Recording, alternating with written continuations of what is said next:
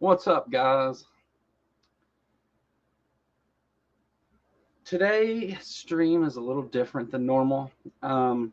As I've met new people and things expand here on YouTube, I, I sometimes feel like maybe I'm misunderstood a little bit. People don't understand where I'm coming from.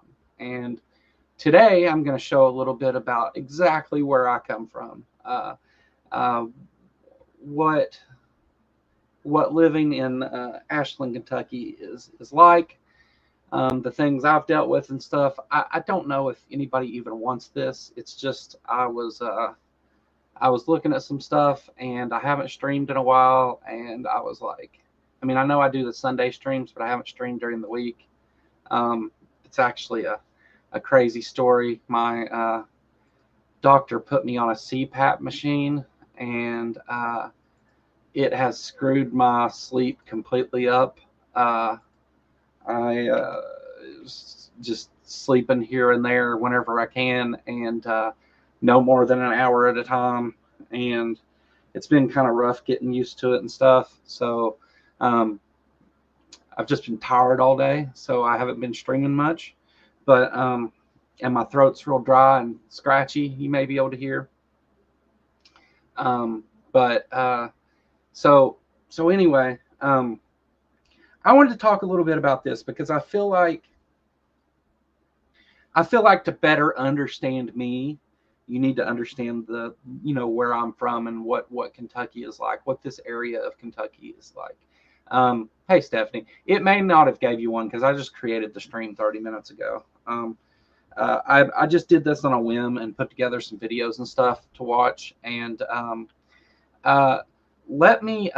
let's start with, I just went and looked up my town to see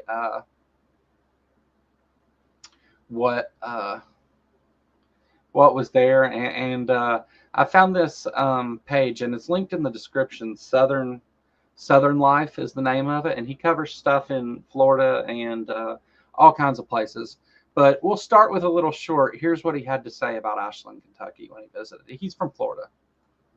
More likely to die from an OD here than you are from a murder in Tijuana, Mexico, the most dangerous city. Let's start it from the beginning. This is Ashland, Kentucky, 95% white. There were actually more people living here in the 1930s than there are now. You're more likely to die from an OD here than you are from a murder in Tijuana, Mexico, the most dangerous city in the world. Those are some pretty depressing stats. And honestly, it's a very depressing region of the country. Run down, dangerous, poor, dealing with huge addiction crisis. Ashland, Kentucky is one of the saddest places in America. So that's what somebody from Florida thought when they visited here. Kind of not completely wrong. This area here, to be fair, is This is Ashland, Kentucky, 95% white. There were actually more This is people living downtown here in the Ashland, 1930s and than there are now. a lot of the houses in You're more Ashland, this is likely what it to looks like die and from an stuff. OD here than you are It's from a run murder in down, Tijuana, and Mexico, the this most is probably dangerous city in the the most world. residential area of Those are some Ashland, pretty depressing stats. and more like And Ashland. honestly, Yeah. it's a very depressing region of the country. Run down, dangerous, This guy poor, actually did dealing with a huge addiction longer crisis. video on Ashland, Kentucky is one Ashland. of the But saddest before we places in get to America. that, let me share with you a little bit about like things that I see in the news and stuff here. So here's one of the big news things recently. The Ashland Police Department's Drug Task Force is currently working to eliminate the issue, but area residents tell it affects communities all across the tri-state. The city of Ashland, Kentucky has been battling this problem for many years. The Ashland Police Department's Drug Task Force is currently working to eliminate the issue, but area residents tell us that sometimes it's just not enough. We see it in the park a lot. When we actually needed police to be there when there were people on drugs and things. They weren't there at that time, but somebody needed to call them. Ashland is now labeled as a high-intense drug trafficking area. The Ashland Police Department has recently installed a new drug task force to help eliminate this issue. The Northeast Kentucky Drug Task Force was created following an announcement last fall that Boyd County would be labeled as a HIDTA county. The task force was formed at the beginning of 2020 and has proven effective within the first 2 weeks. According to the Ashland Police Department, the task force has shown progress in an investigation involving a motorcycle gang. Ashland police say that Donnie Ray Bryant of Catlettsburg, Kentucky, was arrested for possession of a controlled substance on Thursday. The task force is currently searching for Anthony Gibbs, a local motorcycle gang leader. Yeah, we have drug Upon their here. search, the task force was able to find a quantity of methamphetamine, an unspecified number of guns, counterfeit money, and gang paraphernalia at a house where Gibbs was living. Ashland area residents have witnessed firsthand the effects that this issue has had on the community. If they think that no one is around to patrol, or they will definitely take advantage of it. There weren't many people at all around the park walking or anything, probably because they're afraid. For local resident Beth Dial, drug trafficking in the Boyd County area is a little more personal. I had a nephew. He was killed because of the drug traffic, and it was because of what was going on, like in the Huntington area. He was one of the teenagers killed. So they designated Ashland, Kentucky a high-intensity drug trafficking area a couple years back, and what that did was allowed federal agents and federal money to come in and fight some of the drug trafficking, and it's been effective in some ways. I mean, there's a ton of feds here now that patrol, but like it's not like you can't recognize the giant white expeditions with the windows blacked out. They kind of stick out in a poor town.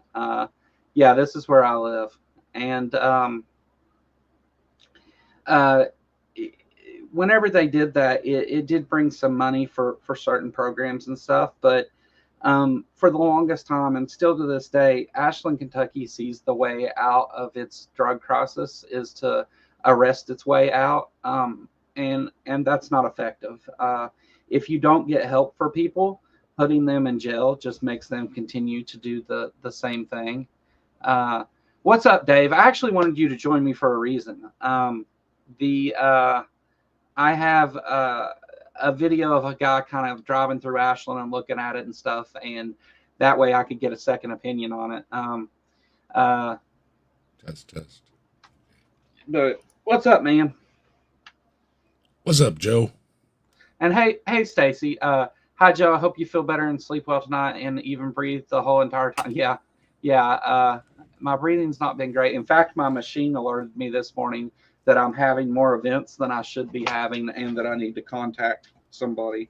I have to wear this thing when I sleep now. It's fantastic. See, this is beautiful. Look, I am your father. But what's up, man? Can you hear me? Yeah. Okay.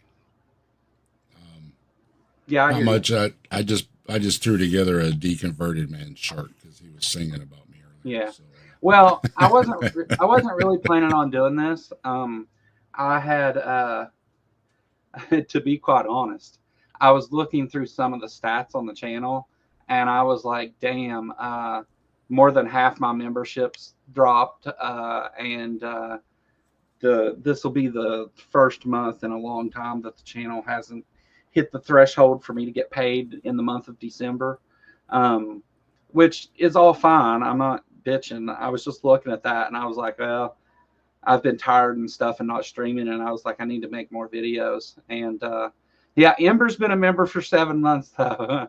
Not you, Ember. The people that are members right now, I think I'm down to like 20 members. They've almost all of them have been members for a period of time, or if they're newer members, they're people that come and watch the show. And I mean, really, I don't mind that. Like, I'm more than happy that it's people that actually. I mean, I want, of course, as many people to be members as I can. But it's, I'm happy to have even a small community of people that are regularly here and support what I do. So I'm not disappointed with that.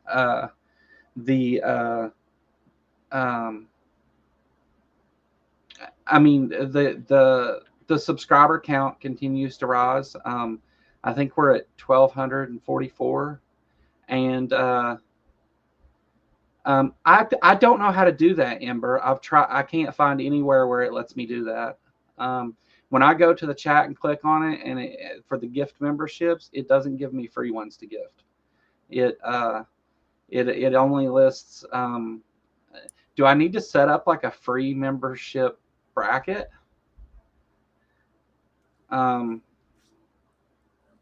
But anyway, I have gifted some memberships to my Patreon, and that's where I'm putting my life story that will eventually be a book together. And I'm going to this evening upload the part where it gets into where I first start using drugs and partying and all that stuff, and going through high school and sex, drugs, and misbehaving. And yeah, see, no, I don't have that. I don't know why. I've looked and looked trying to figure out how to do that, and it won't let me. Let me go. I'll go look at the stream right now and see if it's there. Sorry, Dave, just a second. Go ahead, This man. is live, so it won't be hard to find. But like, I'm not disappointed with the channel. Like, I had Secular Rarity on Sunday and had an amazing time. It was, I mean, honestly, I ended that show and I was like, man, that was awesome. That was one of my best shows. We got to talk about a lot of things that were kind of deep and things that, that I hit on a lot. And he agreed with me for the most part and stuff, which was cool. And who do we got here? Agreed with me for the most part and stuff. Cool. And who do we got here? Agreed with me for the most part and stuff. Cool. And who do we got here? You're gonna have to mute the video. Hold on. I'm trying to do it. Okay. Okay. Okay, sorry. All right. Got it. How are you today, Stephanie? Oh, I'm doing good. Thank you. How are you? I'm doing well. Yes. Yeah, sorry, go ahead. No, you're fine. I was just looking for the where I can gift memberships to people, and I don't have it. It's just not there, which is fun. But anyway, you can join us today too, looking at this, Stephanie, if you like. This is. Get back. I'll tell you. So yesterday, one of my friends that I went to school with, who is a member of the LGBTQ community, wasn't aware that I made YouTube videos and stuff, and she gave me a ride to the doctor, and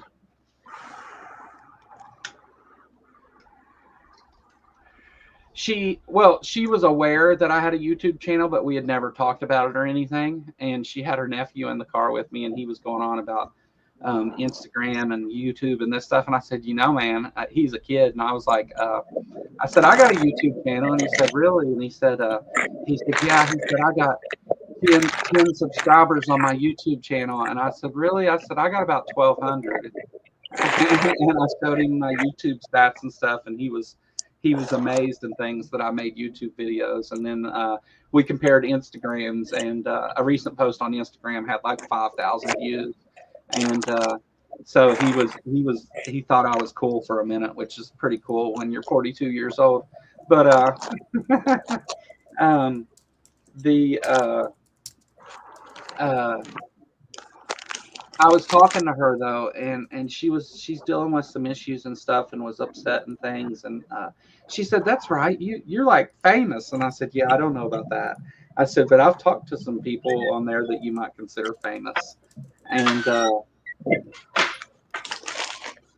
and she said she was talking a little bit about it, and I said, I said, the LGBTQ community is a huge part of the atheist community for a number of reasons, but they've been excluded by religion everywhere pretty much as long as they've been around. So I said, so it's not odd for them to find their way into the atheist community as well.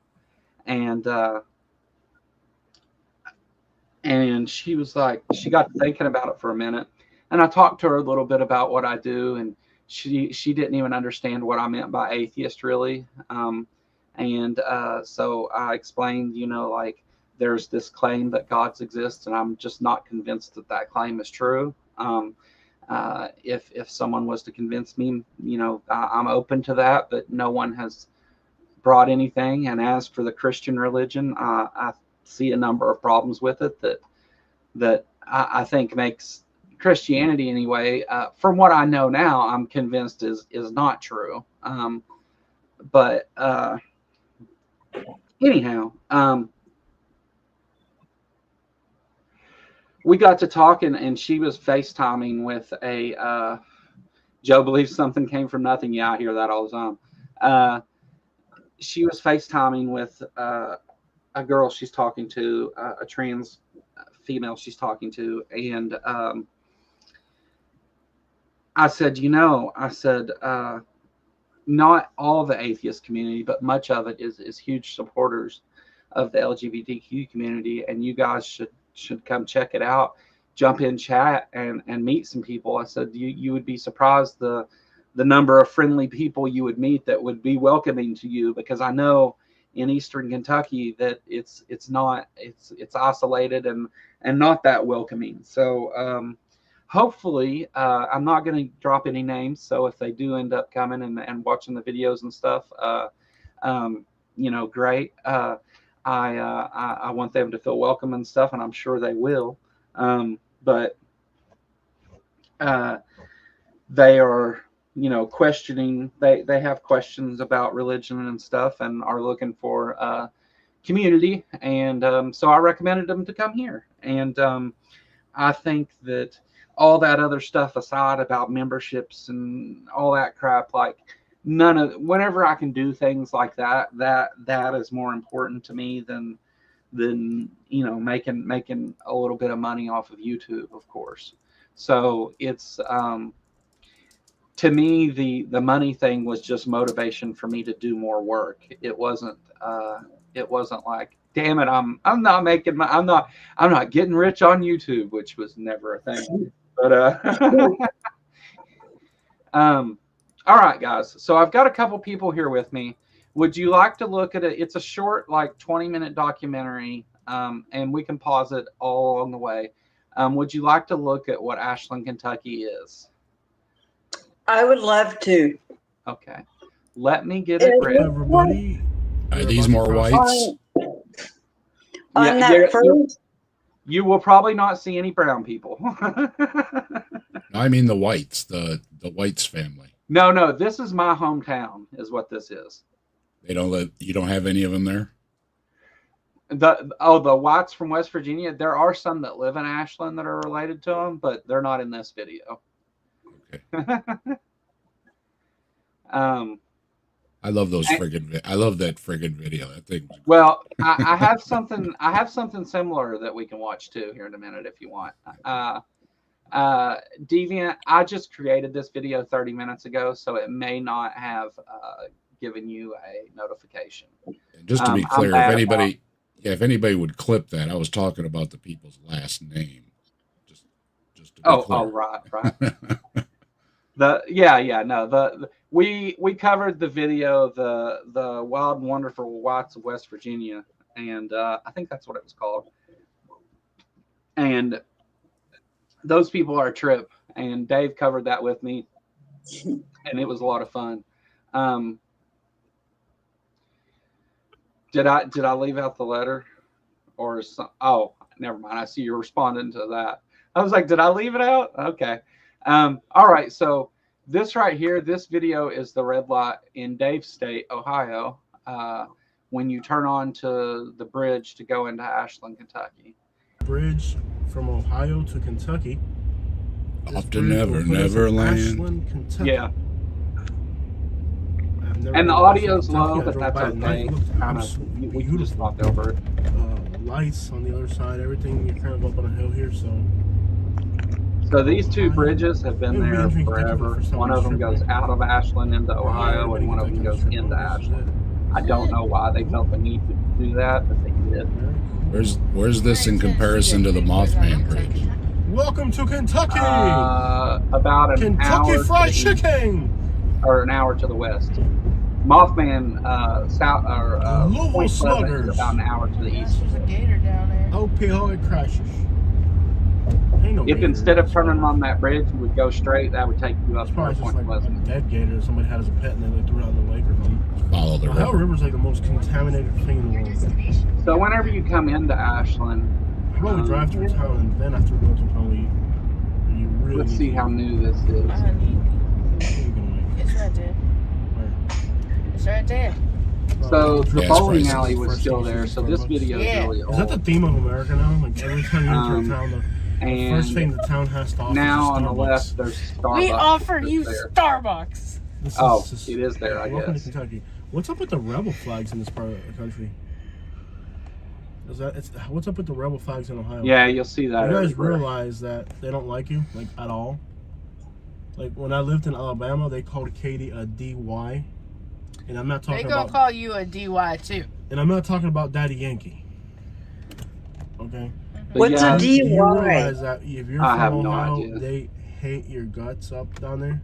Damn If Yankee. you moved to the deep south, where they had the slaves, they would hate your guts because your people burned down their towns. It's a reflex bill. All right, so he's a couple blocks up the road, and the little short you seen, 29. this is Could be a neighborhood around here. yeah. You're in the Cleveland area, right? From Montgomery Avenue. Or no? No, I'm Toledo. It's a one-way. Okay, those houses on the left up there, Yeah. those are fucking nice. You just need to like repaint them, do a little work, and those are cool ass houses. Off to the right of where he's driving right now is all the really expensive, nice, rich houses. They're right beside him right now. There is an area of town where the rich folks live. Take me off the road at full he speed. is- The tire that's blown. Let's see, he's going to turn on Central. He is heading down past our park towards what is known as the Hood in Ashland. This town's bland. It's not. It looks really cool at night. It's not. I mean, Mom and Pop places. you'll see. It's not really a hood. It's just poor people. But yeah, you see that big house on the right? Large enterprises. That big huge house. There's a number On of the them right Importance. or left? What the crap's on the this? right. It's like I didn't know that. Oh, they were yeah, that far yeah. south. Support local business, not large. You see it there on the right in the back. Yeah. That they now run like a Airbnb out of there or something. There's a Tim Hortons here. Got my car fixed in Ashland. The guy did not Snake. rob me. Yeah, I mean not everybody I in didn't know Ashland. that they were that far Uh, south. What's up, AJ? How you doing, man? It's like a good to Dunkin' see you. Donuts. Maybe you're lucky. So- This is on the right. He's passing There's the library. multiple That in building this there is empty now. See that? Is that a woman working? Oh well, he's not gonna pass the park. I Two don't women guess. working construction. There we go. Estate in And I bet Lexington, Kentucky their is man known as or at home. Ashland. Their man better not be at Yes, home Starbucks might do that. drinking beer. Unless he works nights, then that's... So Lexington has ties to Ashland. The Joe Rogan He's got my experience. point. I like that. Maybe I will. What you got? King's Diner. Yeah, Rogan believes in dragons now. Oh, yeah, I don't doubt that. Fry Ed. I don't even like the All right, so we're getting ready to see something Would you like here. me to that's find important. another one? I lived in this place for a while. Sure. Let's see. I'll wait till he gets a little closer here. So on the left here, you Well, see the thing about Bluegrass pop Inn, diners is they suck. and what the Bluegrass Inn is, And what we Is- did in it's What's an that, old West Virginia? hotel, Yeah. run down shithole. That do you need me?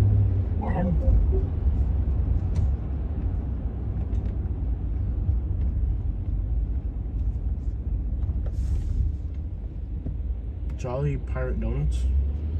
All right, so it's a bunch of rundown apartments and stuff, and you can pay. What like, about the donut shop? You skipped the donut shop. It gets Jolly around Pirate? quicker. I mean, Yeah, here, let me we pause. sit down. Some other stuff. So Like donuts? Donuts? Oh. It wasn't supposed to do that. King. Okay, we got back to it. All right, so that hotel actually, whenever I was homeless and I first got a job cutting grass, I moved into there, and it was $150 a week Dang, to live there. Yeah, that's I mean, expensive. yeah, that you got cable and electricity and water and everything's included in that, and so I could work cutting grass, and I was making enough money to and yeah, I did watch Grayson's Hoven debate, AJ. It was awesome. But yeah, I lived there for like 6 months or so, as I started to make a little bit of money and was able to get back on my feet. What's up, Chris? How you doing? And yeah, the donut shop, Jolly Pirate. That's a treasure in Ashland. That's actually the spot. They make donuts fresh every day. I was going to ask, are they good? Are they good donuts? Yeah, man, it's a really awesome place. You just go in and pick out what you want and carry out. It's Hard to find good Jolly donuts. Pirate Donuts. They used to be everywhere, and now they're hard to find. Yeah. Yeah, no, that place is awesome. It's fresh donuts that are really, really good. Krispy Kreme ain't shit It on gets us Jolly around Pirate. quicker. I mean, you Yeah, can sit not a fan down, of it's gonna Krispy. take 2 hours. There's the Goodwill, which is more expensive than the Walmart. That line is moving quick. There's a pawn shop on the right. We're getting to some better stuff. Okay, This is like downtown. This is the main strip through Ashland. This is Is there another one? there's another on the left That was there, it. I mean, and there's again two coming ones up on the left ahead. right here. That house are both old rundown Well, they have an hotels. old They space make we had cheap at apartments out of again too. I that, drive like, to church, and that's What they do is they get people in there, poor people Why who is get there Social somebody randomly Security in the road? checks, and they He's they running. use their check to live there Yeah, you because better run. Yeah, for the closest one $600 is a in month, you Monroe, don't have to Michigan. you don't have to pay anything else. It pays What for happened all to your Say rent That and stuff, Mountain, bro? which is okay, but it's a shithole and There's it's a filled bomb with on drugs Say That and drug Mountain. trafficking, It probably did. prostitution, all kinds of stuff going in those I can hotels. tell you're in Kentucky. All of What those is things the are what population? Biscuit world, if you want the to get atmosphere that it biscuit. makes. What the is crap great. is a Biscout? We had Are there one of any those around Starbucks here. They in just this shut it down recently. That's the only Starbucks in the whole Yeah. world? The public got tired of it. Really? There's another one on the left right here. You can't hardly see it though. It sits back in the cut. So he's going to turn on 29th Street, which is what used to be the main strip through Ashland. Oh no, he didn't turn. That big tower back Yep, there. that was the only one. That's The other called two Stoke are Towers. That's, closest. The other two low-income closest housing. ones are in Huntington, Virginia. Oh, West like Ashland Is Virginia. there any That's mom and pop another place little in cheap any hotel, place same in thing. Gallipolis that looks good? I don't want to eat in Galley. I do. I So wanna you meet see, there's a these number people. of these places. I want to see the faces that- of these jerks. You know, there's not a lot of money here. That's what people can afford. Because that definitely looks ghetto back in there. What is the population? About 20,000. for the city of Ashland itself. Okay. So this is what you would call the hood if you lived here. And it's the most densely residential part of I Ashland. know it's nasty, this neighborhood of this truck. This house right here with the pink porch. Why used would to you cut their do that grass. to a Silverado, man? It's like the south end around here. That's the older part of town. That's actually, this is 2500, South yeah. Ashland. Is it the older part of town? Yeah, for sure. Kentucky. This is This neighborhood has Kentucky written on it. Tell when everything gets all piled on top of each other. It's the older parts of town. yeah, we were in the where all the businesses and stuff were. This is the residential Well, I area. see cars pointing that way, so I think we're all right. Dude, this neighborhood says Kentucky all over it. Look at this. Got that Kentucky about it. See, those are some cool houses. Man, those old trucks are solid. They are. They're just run down. This is that They're one just shit I was not telling you kept that's a up. one-way, but look how hood it looks on that. If they were fixed up, they would be rocking, I think, in my opinion. Yeah. Yeah, that's kind of the theme here. Hmm. There's one kind of. Check you notice out what- some of those videos from Detroit sometime with those big old Yeah. huge formerly mansions, and they're just There's sitting nothing in empty, Galapagos. condemned, falling apart. Primo's Italian hot dogs that isn't open till 10 I a.m. on love Friday. Detroit. Do you notice what you haven't Tuscany seen in this Italian video? restaurant. Not one of McDonald's. people. Oh yeah. A Tudor's Biscuit World, which is Okay, look, this is a one-way. Well, it is cold. One like direction, The it's Christmas down. direction, You see the this? Christmas decorations. Oh, it's a are up. divided highway. At least Yeah. it's divided. Okay. That makes some type of sense. How old is this video? It's now a divided highway and it does that. Never that. What the This video is at least a couple I'd years say it's old. Starbucks. Oh, There's really nothing mom and pop around here. And it's linked in the I mean, description. in this town, we are currently This guy in, does videos yes. on all kinds of Well, towns and I think cities it's like in I the said, this south. big doesn't have like any like real good diners. Yeah, I told you about the King's Diner. Bro, this is like so like run down. That one's nice and kept up there. Yeah. Meryl! I love the design of those houses. I mean, There was another house where I cut the yard. King's Diner. What's it rated? 4.4. I don't know why they keep mentioning Oh, King's great. Diner. Let's be honest. It's not in this part of town. 4.4 is like maybe this graph. Dude, look how slim it looks. Must be on their Kitty! places to go list or something. Yeah. This is like total slum. I don't know why. Like, That right there look is at this, a it's like a trap total, house. like a real slum looking place. Mm-hmm. It's like a total slum. So is that Find out one the behind it, population of this and that town. one up on the other corner of the block too. This is MHBH. This is definitely a hood up in here. Don't be giving my accent Oh, shit, yeah. AJ. My guess is they have somebody in the car with them that's from here because These people are from Florida. I thought a female. I thought I heard a female voice. 95% W. yeah, she sounds like she's from here. For the people on our channel that say that. So they're getting ready to go the wrong way on a one-way road. That's Only B 2000. areas. Only. There's no census data since 2000. About for to the say, aren't they town. going the wrong way? Yeah, You get the idea. That's due down there. I do Yeah. that a lot. yeah. Does The big that do make not enter sense? sign Now there. you're forced. I don't give a crap. And go ahead and go that way. Might as well.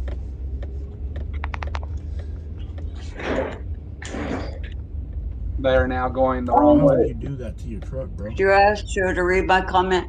Joe, you're supposed to read somebody's comment. Deviant out. This town is Deviant 19,000. outcast. So now we're definitely breaking the law. Can you please lower Oh my god, a stand volume stop of the 300. Are video? you kidding It's me? over here either, or more importantly, when you guys are You have something better to do with your time or Oh, money. man. Two See, biggest I can't even hear the video employers hardly. is I'm sorry, AK dude. Steel That's why I and wasn't King's pausing it to Daughters talk. Medical Center. I saw that. My bad. Let's go to some Starbucks. Let's get out of here. Is that better? Let's get out of here before we catch bad bugs. Here, we'll just cut that almost all the way off. There's always those people that come on our channel and say stuff like, oh, And this is back on 29th Street. The other, like, this used to be the main strip before they built everything downtown. This is one of the oldest parts of Ashland. On the left right there, not that brick building, but the one after it there, that's the halfway house. I lived there for a long time, whenever I got out of prison. And they have to see like half a mountain. Not the whole mountain view. Like, that's not about being poor. Like rich people. And of course, churches. There's poor, plenty you of get to see, those. like, half of it. I don't know how many more of those we're going to see because they're driving. They must be driving towards King's Diner. Are those crosses up on the hill? Oh, yes. When you're rich. That place on the You get to see right the is whole a mountain. religious-based addiction poor, recovery you only art get to see center, half the mountain. addiction recovery center. That one's faith-based. Those were crosses up on the hill, weren't they? Yeah. There's several people right here. There's a group of people that walk around dragging a cross everywhere. Oh, this town's decrepit. I still think it's strange we didn't see any people in this video because, yeah, there's a couple. There's McDonald's By the Day. way, Here's By the McDee's. way- All right, now we're back to civilization.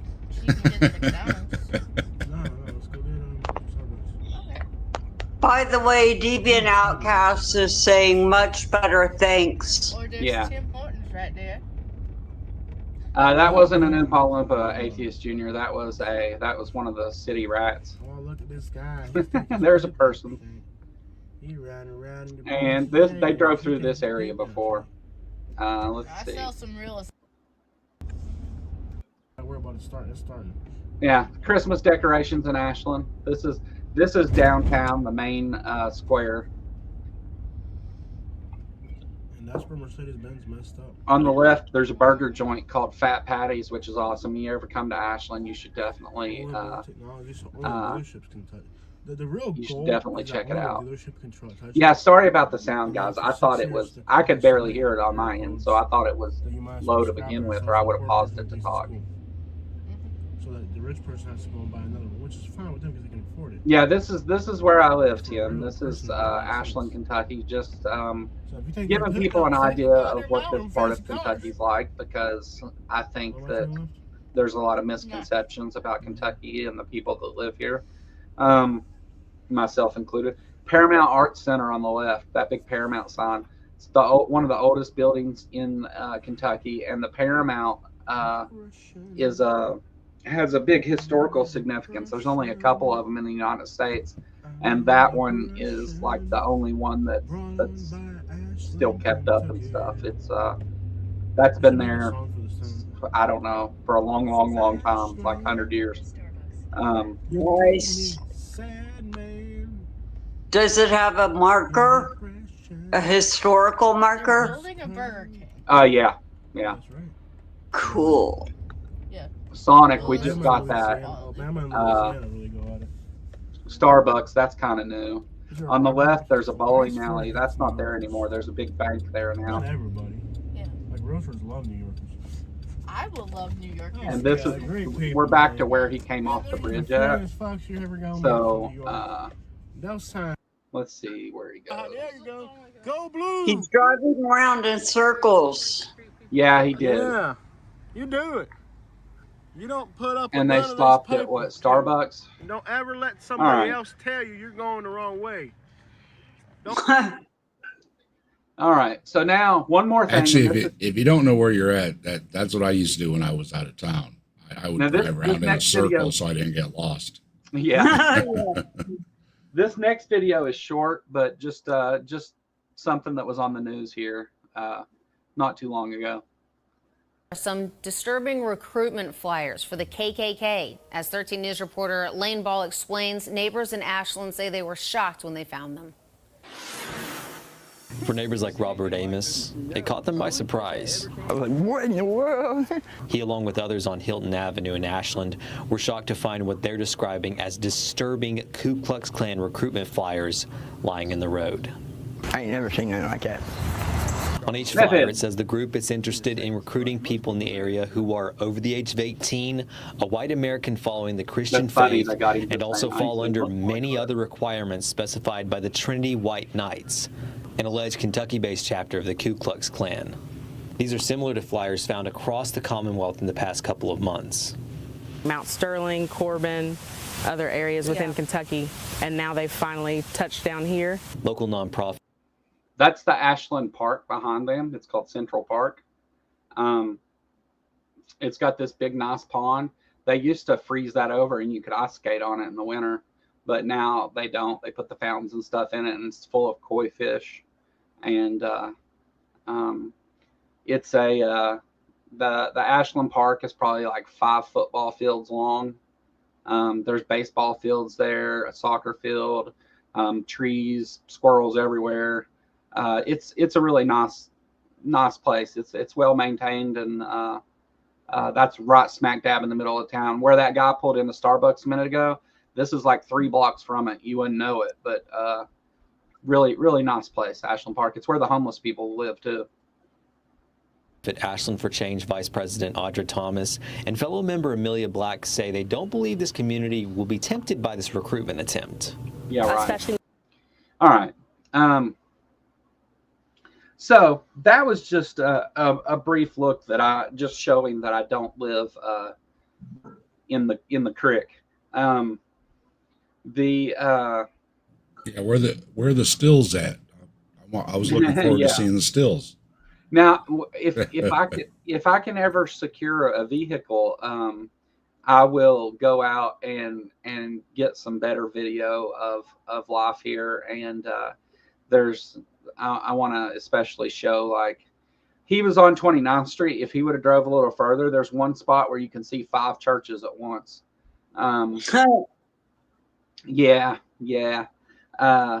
But if I can ever secure a vehicle, I'll get out and that's what I've always wanted to do. And whenever I started the channel, my car broke down, and so I haven't had a car for months.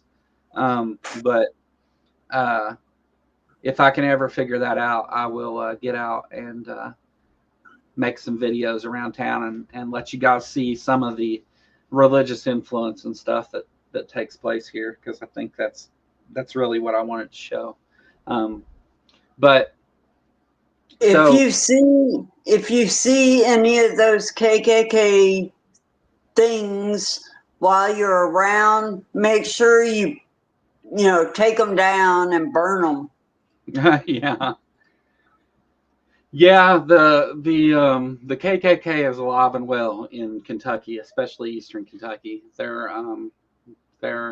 here. They've been here, but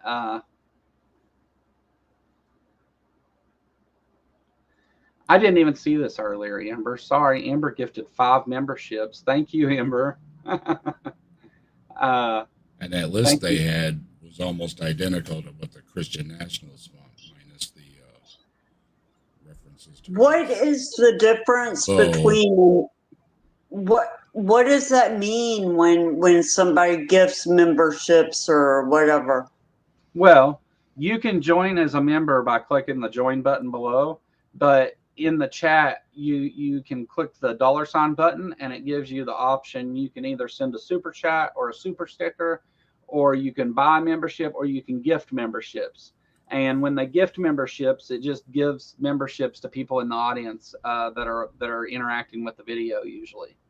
You can and it gives them a free month membership for the person that they buy it, but the people get a free month of membership, and the plan is hopefully they stay and continue to join as a member. So they pick the most beautiful citizens to be on the news. We always talk about that here, that when we watch the local news, they always pick the most hilljack crazy fuck to be on the news to talk. It's always that way. I should pull up the local news station and let you see it, but it's always some crazy fucker that they put on there. Deviant Outcast has been a member for 5 months. Thank you, Deviant. You've always been a big supporter of the channel, and I appreciate it. They should bulldoze the park and make another Starbucks and 5 methadone clinics. Yeah, we have 1 methadone clinic. The cops. So the methadone clinic here, you have to be there at 6 o'clock in the morning, and the cops go down there and set and write down the license plates of everybody that goes there, and then they pull them over and charge them for DUIs. Yeah, it's like a thing. They do that at the Suboxone clinics here too. The Suboxone clinics have had to run the cops off of their property because they go there and they take down the license plates of everybody, and then when they see them out driving or they get pulled over, they call in the number. It shows up on a list, and they give them a DUI for taking their medicine. Oh. Yeah, actually, my girlfriend Laura lost her license for five years over that. Only DUI she's ever had, and she wasn't under the influence, or she wasn't. She was fine to drive. They actually, it's actually a crazy story. We pulled into the gas station in a truck, and when we pulled in, a state trooper was sitting across the road watching people. When we took off out of the gas station, he immediately came and pulled us over, and nothing had happened. Like, there was no traffic violation. He didn't even ask any questions or anything. He arrested her and charged her for a DUI, aggravated DUI, because my kid was in the car with us. And yeah, it was crazy. And it was all because they did no field sobriety tests. They did no blood tests. They charged her with it. And then when she went to jail, they told her that she could fight it. But the cop was going to say that she seemed impaired and that she would probably lose. And they were going to set it 3 months off down the road for her to even go to court on it.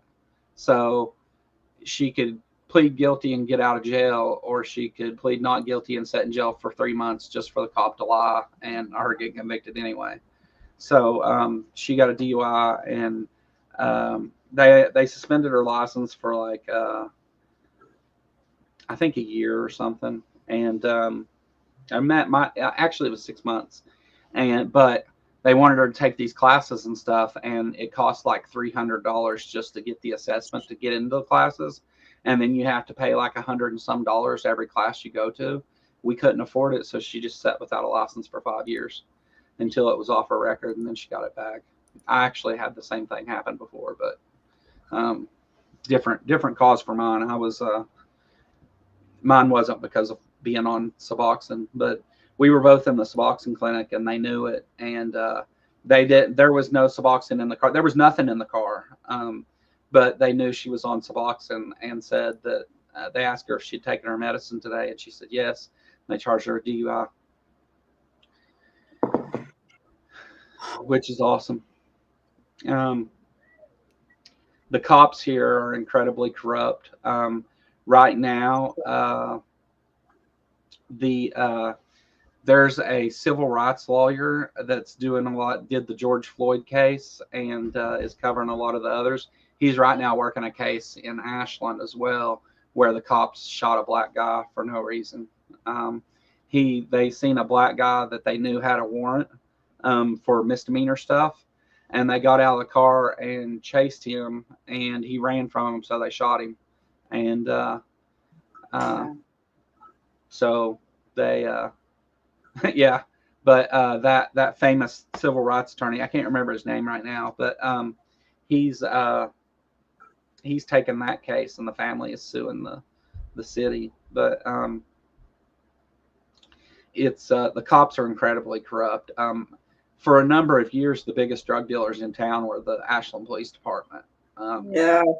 We bought most of our drugs off the Ashland Police Department for years, and Laura, whenever I have her come sit down and do a video with me one day, maybe I'll have her talk about it a little bit. She actually lived with one of her friends whose boyfriend was a cop, and Ben Crump, yeah, that's the lawyer. He's the one representing the family.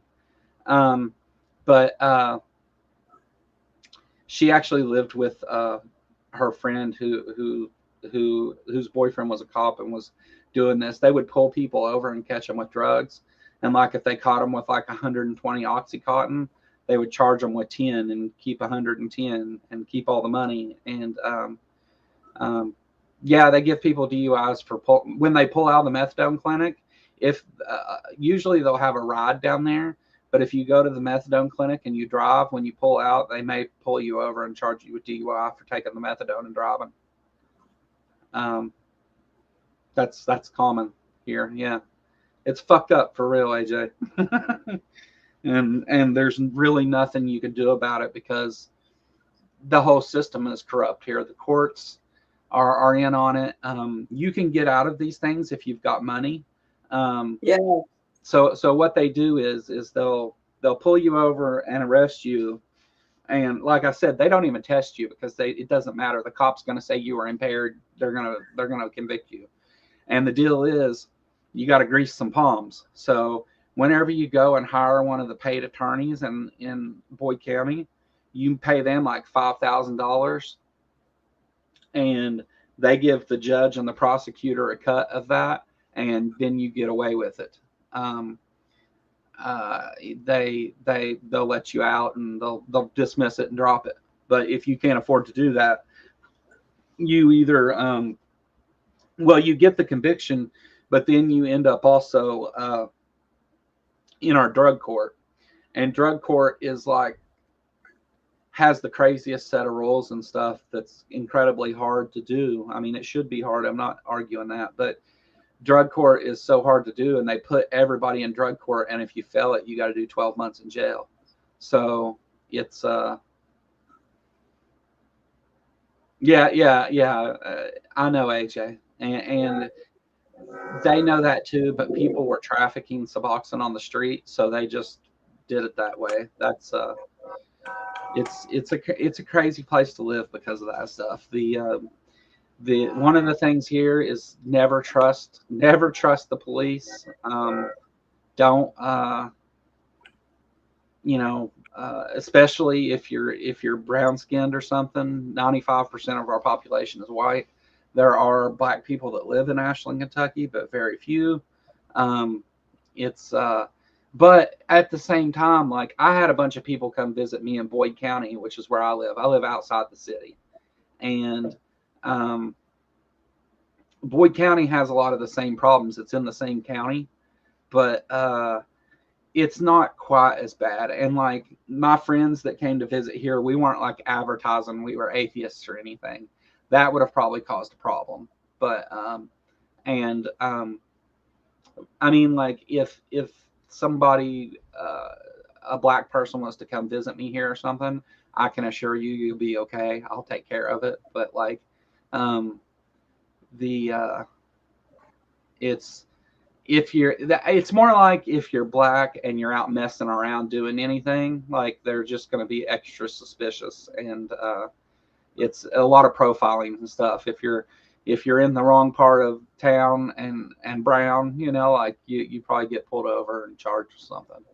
But that they can't just openly do things. So and like whenever people came and visited, we stayed in the state parks and at the casino and in public areas. I wouldn't take anybody down to the hood or anything like that. I wouldn't put anybody in that situation. Stream Elements PC had it the bot post my social things there. If you're not on Bluesky, go follow me on Bluesky, guys. It's an awesome place.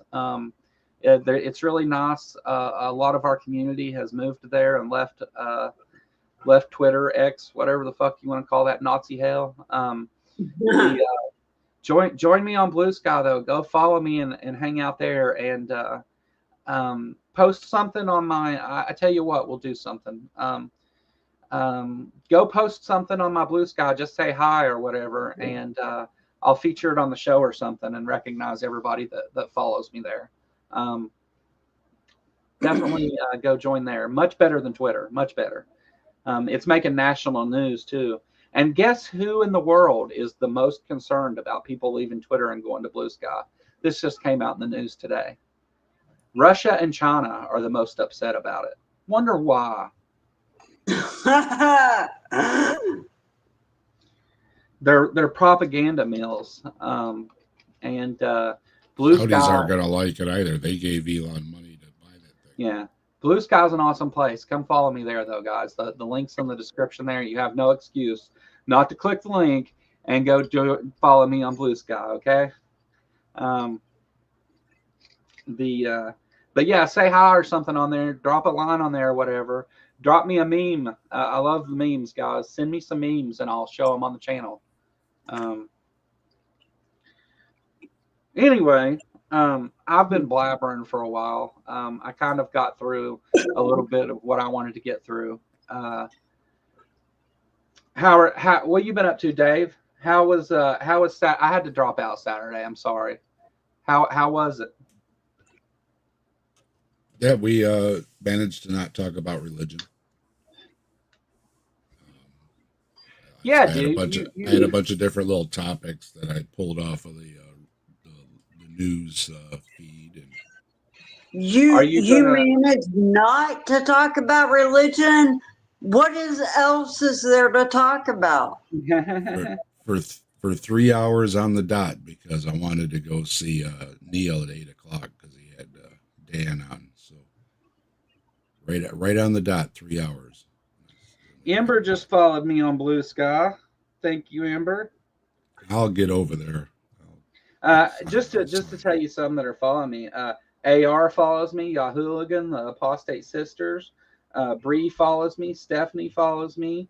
Regios is there. Maya is there. Godless Engineer follows me. I mean, a lot of our community's over there. It's definitely worth going and checking out. Zach from the Shaken Fist is on there. Everybody's over there. It's just the more places that we have to like enjoy community, like, because sometimes I like to interact with people without having to be live on video, you know, like actually I am. The more places we have to do that, the better, guys. So definitely go over there and check it out. And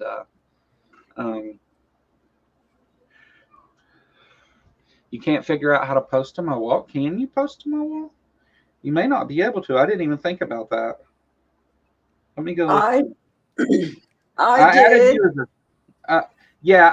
you I followed you back, Ember, so maybe you can now. Let me see.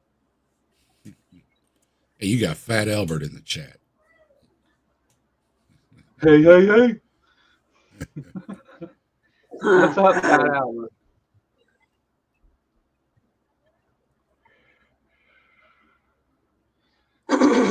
Well, if not, comment on one of my post it on one of my posts. I'll put something up for people to just say hello on. Welcome, Fat Albert. They used to make us watch that show at school. It was weird. I was just watching this video, considering it for this Saturday. So yeah, that's what I'm in the. Are you going to try and continue to not talk about religion, Dave? No, this one was about religion. I had a Discord message today from Ian Shin that was on not too long ago. It said that Donnie from Standing for Truth wanted my email address, that he's been trying to get a hold of me, that he wants to talk to me about something. So that may be coming up in the near future. There we go. Whatever After followed me on Blue Sky just now. Thank you. I try to post a lot of stuff over there and everything, things that Jess makes a lot of that stuff. And she's always just being creative and making things. And I post it on there and on my Instagram and my TikTok. And I've been more active on other social media than YouTube lately. But like my TikTok videos are all getting like 700 views each when I post them, which is awesome. my Instagram posts, like I said, I had one that hit 5,000 the other day, and it has like 200 comments. Yeah, go check out Jess at How to Roll an Asteroid and subscribe. And anybody out there, you need some kind of artwork or intros or stuff done, things like that, that's the person you want to talk to. She'll do it for a reasonable price for you, I imagine. I'm not going to comment on how much it costs to do things. That's up to her. But yeah, Jess is awesome. She makes all the stuff here. She just made this check out this new intro she made for me for the Sunday show whenever we switch over. 30 seconds long. Here we go. They call me a god. They call me a god. They call me a god. They call me a god. Let's go.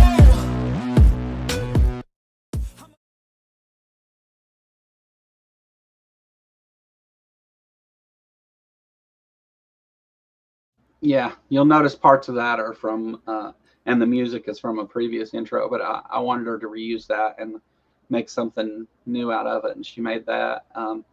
Just threw it together with, I didn't even ask her to do it, actually. She just threw it together and was like, hey, do you like this? And I was like, yeah, that's perfect. She puts in a ton of work and does a lot here, and so. Good job. Yay. Jess is the one thing that brings a little bit of professionality to the channel. I used to make all the stuff myself, and let's see, none of my backgrounds are even on here anymore. None of the stuff I made is here anymore. My old outro is here, that's all. It was this.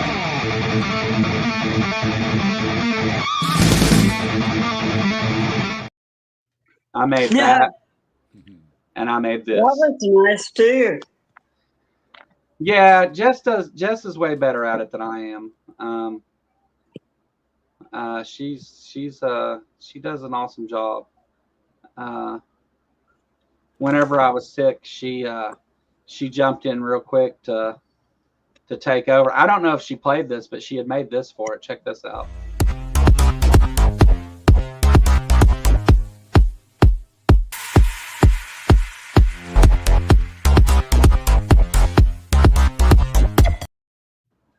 Yeah.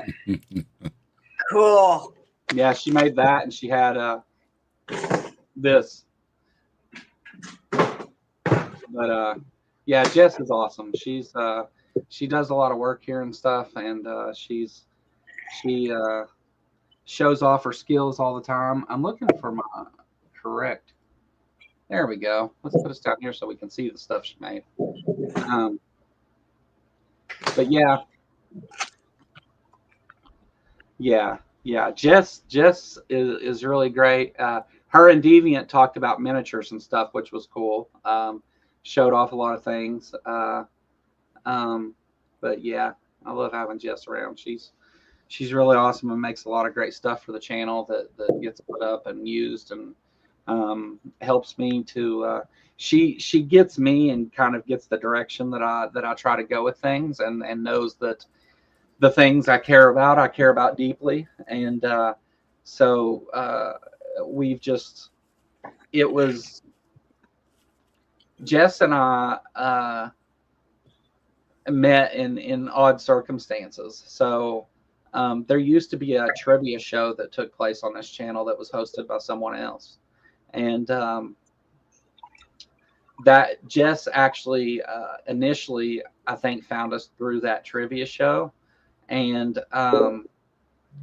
she had talked to the host on there and stuff, and they were talking about some things, and then as things progressed, that person parted ways, and so Jess started messaging me and kind of filled me in a little bit on what they'd been talking about and stuff, and she really liked the channel and stuff. She was shy. She was hesitant to message me, I guess. She doesn't, you know, we need a new trivia night. You want me to start doing trivia night again? I'll do trivia night. I quit doing it just because it wasn't getting views. The trivia night that was on here before was maxing out at like 50 views altogether. I mean, like before and after, it was it just wasn't doing very well. And we were giving away money, and I couldn't justify doing it because the channel wasn't making any money. So I just stopped it completely.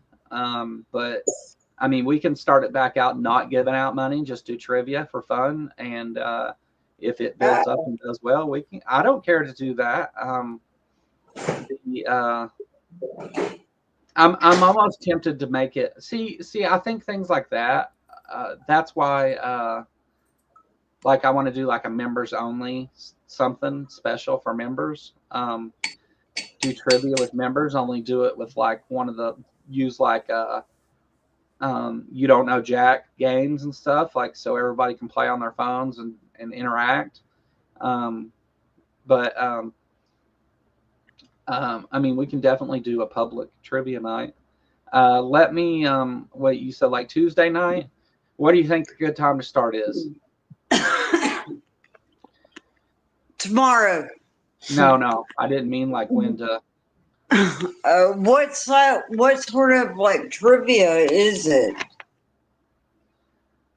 Just random trivia about whatever. It's okay. the way we did it before is it was completely secular. We didn't talk about religion or atheism or any of that. It was just trivia, and everybody was welcome. And the way that we did the money thing is everybody that was there, well, the way that I was trying to do it anyway, there were some other things done, but the way that it was supposed to be done is all the people who were answering questions were active in trivia. I entered their names into a randomizer and pulled a name out and gave them a $25 Amazon card. There one night we gave away, well, he gave away, it wasn't me. He paid for those. He gave away $100 in Amazon cards one night. But yeah, a lot of people liked that, and you know, I don't speak much about that person because I don't, not trying to shed any light on that whole thing really, but I mean, and he contributed to building this channel and stuff, and bringing people to it and things for a little while, even though the outcome ended up, you know, it didn't work out or whatever. But you know, I miss some of those old videos, having a co-host that could joke around and stuff and be fun and things and all that. I just don't have a person to fill that spot anymore. You know, I'll do it. well, I don't know. yeah, I don't think you're right for that position, Stephanie. Sorry. Well, thanks. What is that supposed to mean? Well, it's not a shot against you. I'm just saying we had a particular chemistry that made it work, and he was a good friend and stuff. We'd been close friends, and it was actually a sad ending to the way things went. In my opinion, I wasn't happy with any of it, but that's, you know, you have to do. I have to do what's best for the community and all that. And there were problems, and so we parted ways. But he chose to part ways, though. There wasn't a big fight between me and him. Like, we disagreed about something, and he said he wasn't going to do it anymore, and I said, okay, see you later. And that was kind of it. But it was fun having somebody to bounce off of, and that was like me, and it was just a fun thing. I prefer less specific questions because it was very focused on the U.S. But I guess that's difficult for you guys. Fine, not your fault. Just if possible. Yeah. No. I'll put something together. I'll figure it out. We'll do trivia night. I'm down with that. Yeah, Deviant, aren't you from Australia or something? Deviant's from the Netherlands. Oh, Netherlands. Oh, okay. I believe. I might be wrong about that. Sweden. Oh, I knew that because she always gives us she sends super chats and it says SEK, and I always say thank you for your sex, Deviant Outcast. Oh, Yeah. okay. Swedish crones. What's up, trees? Someone is from Australia.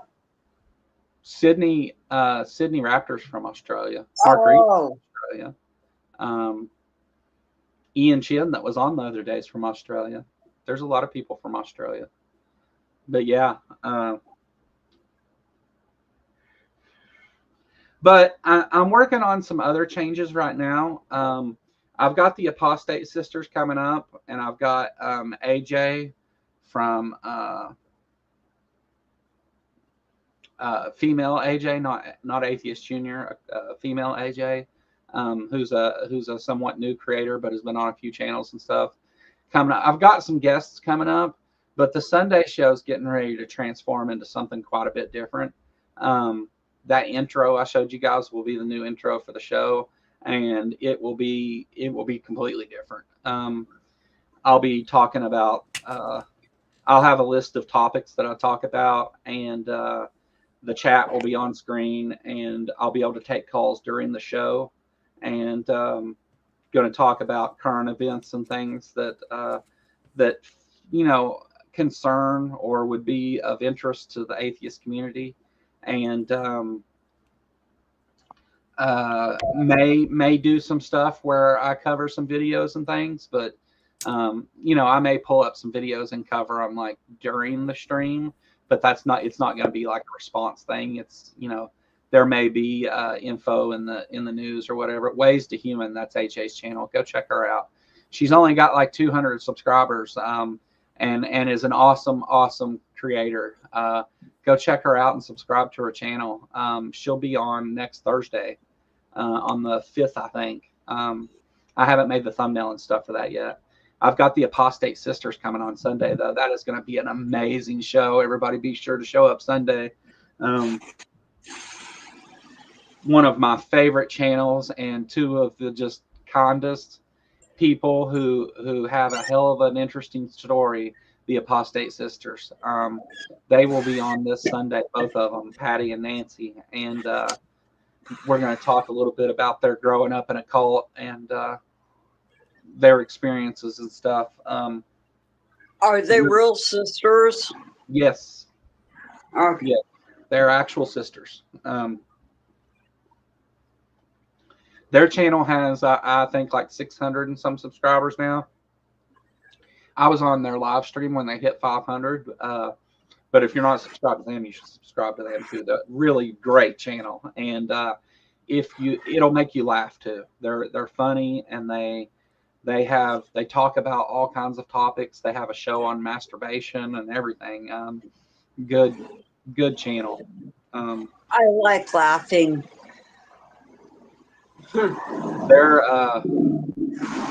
They're big supporters of me on all my social media and stuff too. They follow me everywhere, and I follow them, and we kind of help each other out and stuff. And so I look forward to having them on. How do you guys like the just my face lit and no background? Is that better or worse? You mean like now? A little dim. You could probably use a little more light. How's that? Now you can see the background though. Now you got a big shadow now too. Yeah. Now I've done it. See, usually it's like this. Hold on. Oh, that's too bright. Well, this is my normal the normal way that I do it. Let's see. Depends. If you, that's the thing. If you want the green screen to work, you got to be lit up good. Flying Spaghetti Monster is cool. Oh, I didn't set the thing, so I've got a shadow around me. I didn't turn on the green screen thing. The whole reason for the broad-ass light is because of the green screen. So that's why I use my black screen sometimes, so I don't have to have all the lights on.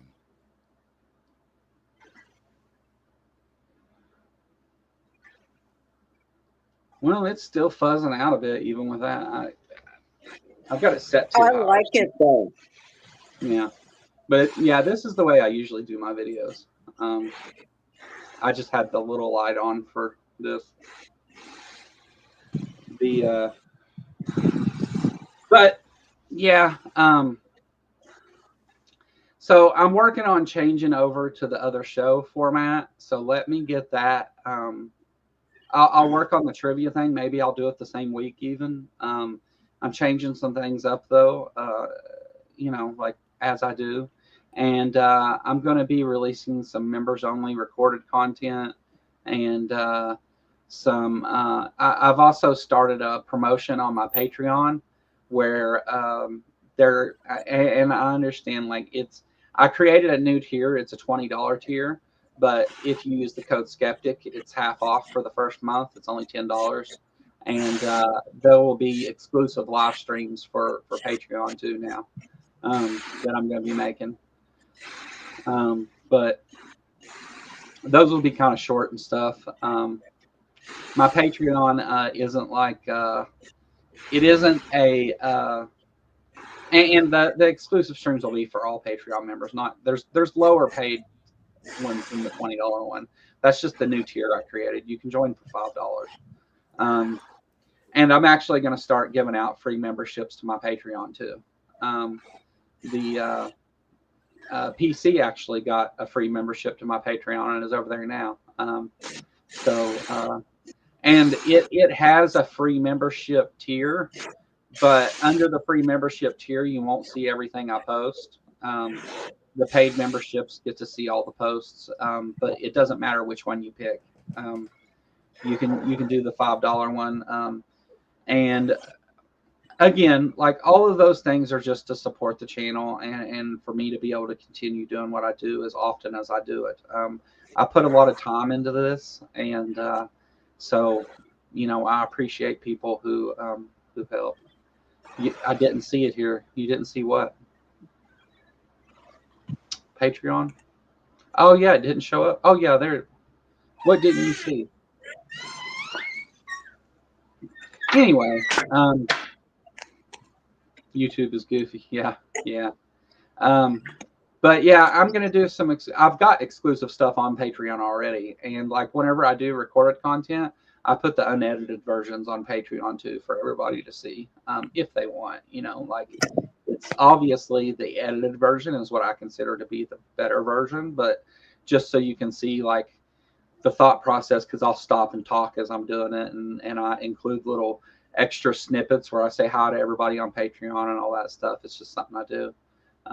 But I'll be starting to I'm not gonna like shove it down everybody's throat or anything, but I will be mentioning like super chats and Patreon and all that stuff in my streams a few times throughout the streams whenever we start doing the new stuff, because I want to I've got some different projects and stuff in mind, and the channel has to pay for me to do that.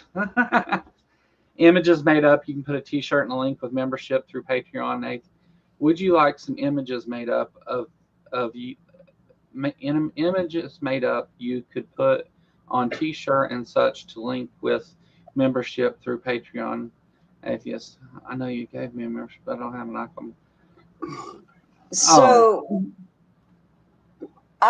what is the difference between Patreon and subscribing here on YouTube? Okay, so Patreon is a completely different website, and it's more Patreon, first of all, for me, the difference is they don't take, YouTube takes like a third of everything I make on here. Patreon does not. And on Patreon, I post, what I post on Patreon isn't necessarily on YouTube. It's just a whole different website. And I can offer different things and stuff. I've only got a handful of Patreon supporters right now. So I haven't really, I've kind of been trying to grow it so that I can do more stuff there. But I've got like 7 paid members on Patreon now.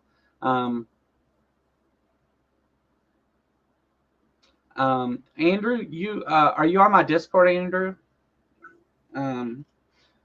If you contact me on Discord, we can talk about that. I would love to talk to you about it. Socials.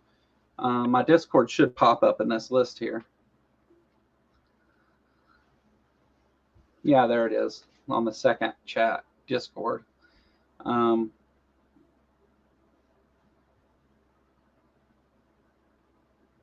Now, I did a Google search for Patreon and it says musical artists. Just go to patreon.com or oh, got it. Or actually, check this out. Okay, I got it.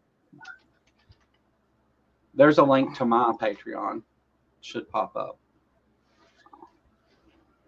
Okay.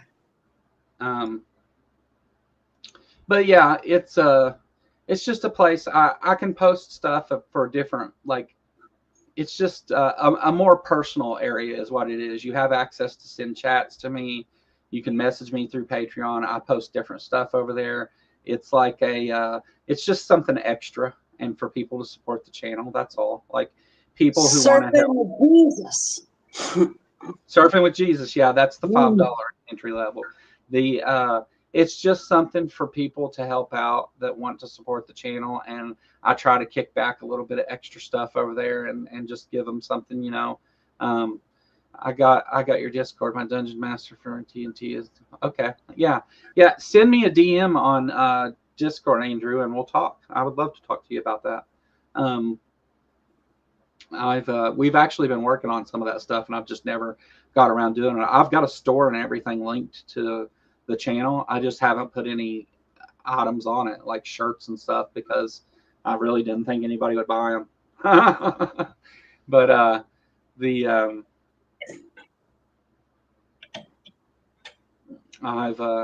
I'm always looking for ways to expand into different things and just give, like, if people like what I do and they want to support what I do, which as the channel's grown, I've kind of got, you know, that became the case, right? So I give people as many options as I can of ways to do that, and it's everything.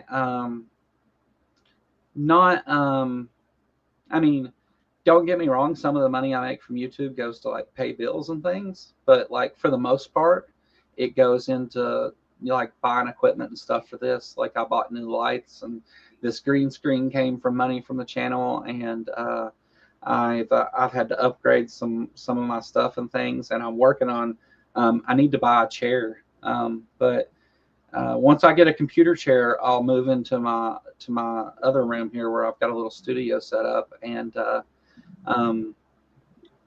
it'll be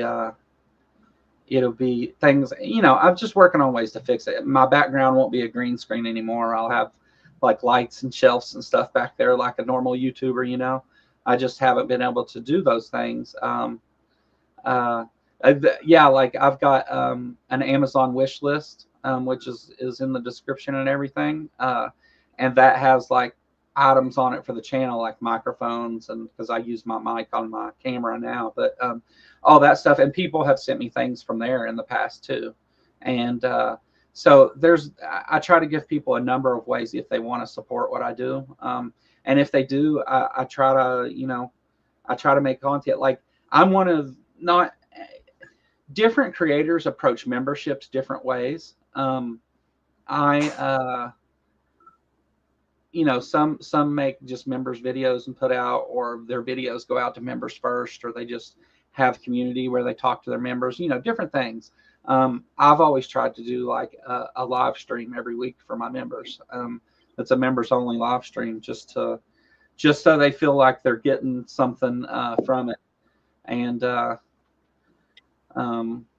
just different stuff I offer. It's not, well, what did I do?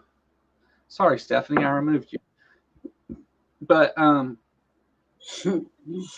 it's there's like PC just posted my my PayPal. There's a donate PayPal page for the channel, and there's even this thing right here.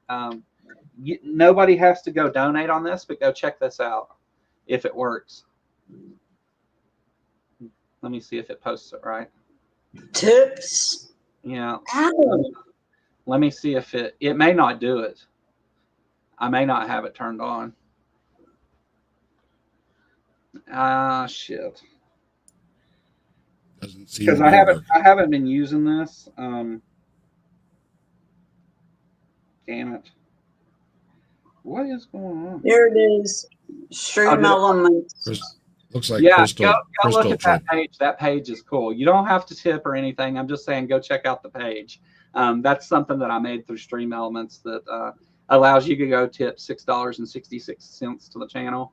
Like, it's just different things of however people want to do it, so that people have options if they want to, because those things they help me to do it, and they give an avenue. Not everybody wants to activate membership on YouTube, and not everybody wants to do, not everybody wants to do Patreon, because it's a whole nother thing you got to go sign up for and all that stuff.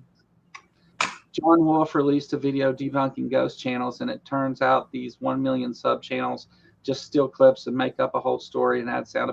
Yeah, I know. I watched that actually. That's become a big thing, like the response videos, where they're just going and finding videos that are going viral, and they respond to it, but they don't really do much of a response. They just kind of show the other video on their channel. It's like stealing other people's content essentially, and it's been a thing. But yeah, and PC said has a loyal audience, appreciates what he says, and that's the thing. Like, there's been a couple times, like when my house flooded, that I asked people to help me out, and a couple people did, and there's been a couple situations where I've asked the community for help, and they have helped me. But with the stuff like the super chats and the memberships and things, I try not to like shove it down people's throats. It's there if you want to do it. I tell people just like and subscribe. That's you don't have to spend money. Just like and subscribe.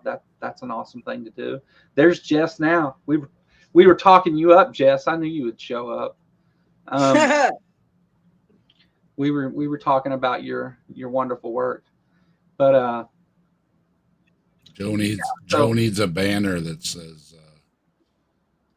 buy a membership or whatever he needs on there. Like this one. There you go. It needs some booms though. I got to take that off though, because that's not right. I haven't updated that in a while. What's this one? Oh, my Gmail, just so people can email me if they want.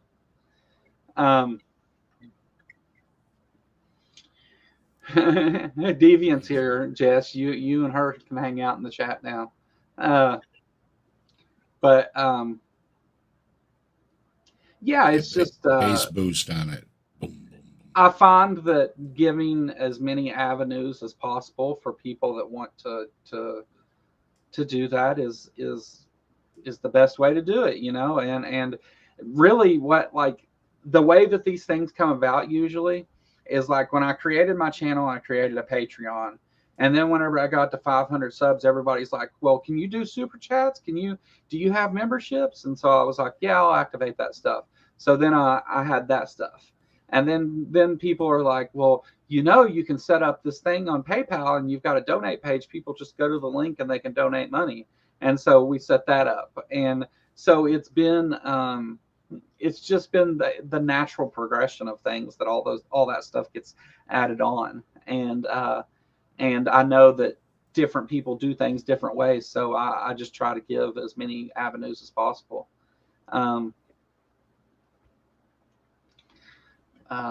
But yeah, it's I just wish this platform wasn't so wanky. Like Jimmy So has had some success by ironically using marketing tactics to help build the line. Yeah. Well, as far as like, I don't know. I mean, there's multiple ways to do things, and most of my shows are a little more like, hey, here's a guest, we're going to talk. I don't really care about, I did call-ins for a while and it did well as far as views and things, but it wasn't, it's just, I don't know. It's, and yeah, the line has been successful. They pretty much cornered the market on this, but I think I would disagree with, I think, how to put this. I like what the line does, and I like a lot of the hosts on the line. I think that they're awesome. But I think that setting that as the standard for what atheist YouTube videos are is completely going in the wrong direction for our community. I think that, again, I'm not saying that I want those channels to go away or anything. I just think that we have to expand beyond that. And so I've looked for ideas and things, and this show is really just an open panel where I'm hanging out and talking to people. This wasn't ever meant to be like a informative show today. I showed you a little bit about me, and now I'm just kind of bullshitting. But there's definitely more professional channels than mine out there for sure.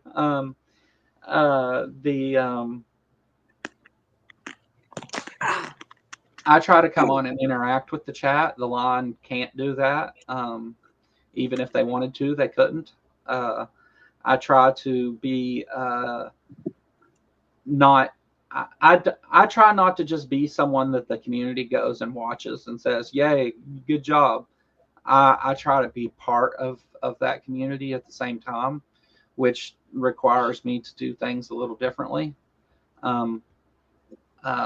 And so, yeah, the shows aren't, I'm not going to come on here and explain. I mean, I do shows where I talk about things, but it's not really my style to come on here and just tell you about divine hiddenness or come on here and just debate people and stuff like that. And I understand that some people want to watch that, and that's cool. Like, we'll be here whenever you get tired of that, because you will get tired of it, because that's like 99% of the atheist content is just people arguing with Christians and stuff. And what is the fucking point?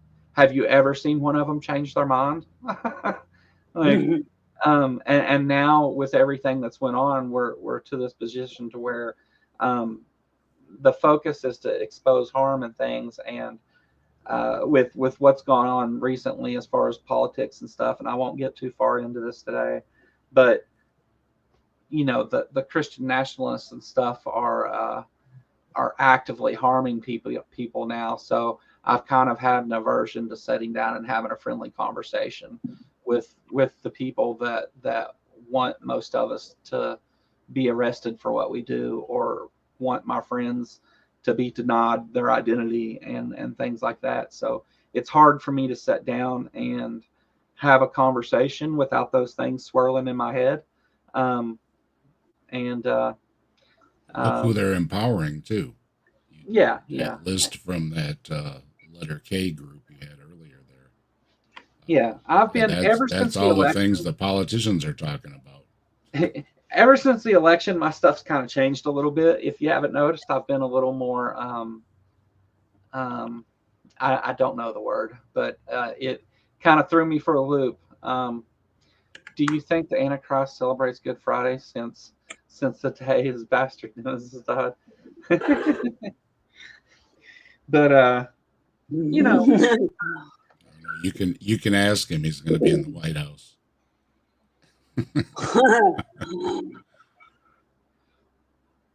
I enjoy being able to come and talk with the people in chat, and not, again, it's not a hit against these places. The line has thousands of people watching. They have to limit it to $5 super chats in order to be able to be able to, function. They have to do it that way. I enjoy being able to talk with the people that come and hang out and stuff. Like that's what I like about it. And I can come on and I can be the trained monkey and do a performance if that's what you want. I can be performative. I can come on here and be angry about things if that's what everybody wants to see. And admittedly, that would probably get more views. It would probably be better, but it doesn't sit well with me after the fact is the problem. Like, I don't think that I need to come and explain evolution to you guys. If you want me to, I will, but like, we were talking about that before, Joe. It's like, yeah, just because I'm not yelling and screaming doesn't mean that what I'm saying doesn't change what I'm saying. Right? It seems like sometimes you have to yell and scream and everything, and it's like, I try not to do that. So and I talked about it with secular rarity, but we can't be defined by interacting with theists. Like that right now, atheist on YouTube, that's what defines it. Can I be the screamer and yeller? You can make a channel and do anything you want. No, I don't want to be your sidekick, your screaming, yelling sidekick. I don't need that. Oh, fine. Man, everything I suggest you knock down. Yeah, sorry. I can be loud, but generally when I'm loud, you're not gonna like it. I've seen Dave get upset with people before, not like screaming, but I've seen him get frustrated with people. But right now, what I was saying is, like, the call-in shows, they're great and everything, but the thing that whenever you say atheist community on YouTube, why should we be defined with our interactions with the people with the magical thinking? Like, that's, to me, that seems like it has entertainment value and it's provocative. Don't make me BS. I get why people like that, and I'm really not hating on it. I'm seriously not.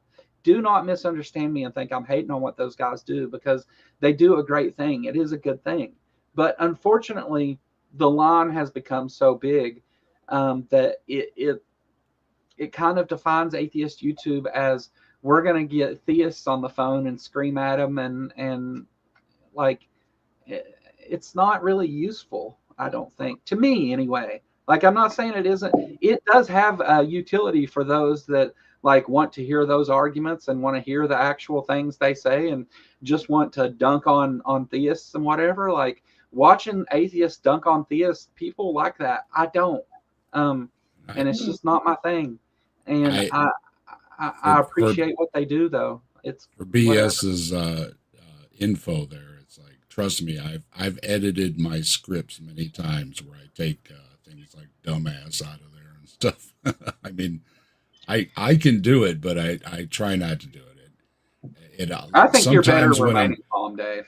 Sometimes when I'm typing stuff out, it's just in my head, and I'll put dumbass or something in there. Yeah. I'll go back and I'll take it out. So well, Joe knows. I mean, we fuck Ken Ham, right? Yeah, I mean, me and Dave have debunked stuff together, right? I mean, we've reviewed AIG things and different Ken Ham stuff, and on Saturday Night at the Atheist, we've debunked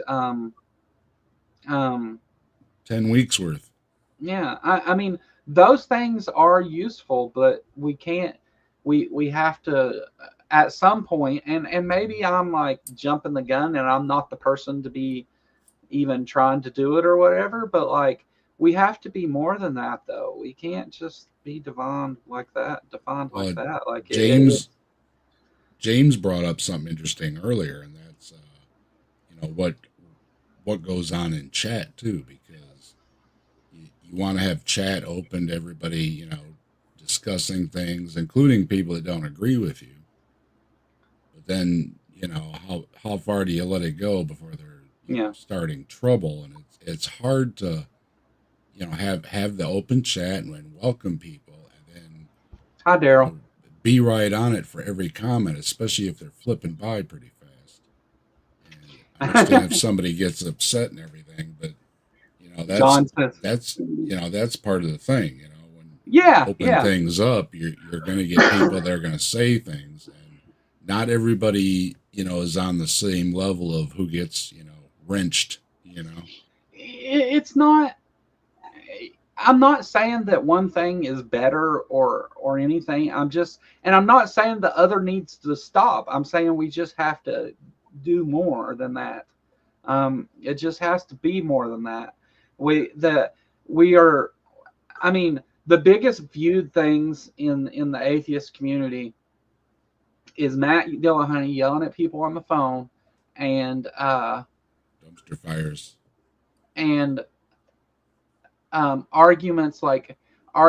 debates on like modern day debates, which they don't do it there anymore or whatever. But like those are the most viewed things that are done in the atheist community. There are a few standout channels other than that makes some, like Jacqueline Glenn has a huge channel that focuses a lot on the atheist on atheist stuff or whatever. But actually, and see, that's the thing. Actually, these channels aren't focusing on atheism anyway, because atheism isn't really that kind of thing. So what they end up having to do is they're focusing on the Christianity, and that's fine. I love that they do that. I'm just saying I would like to see something other than that.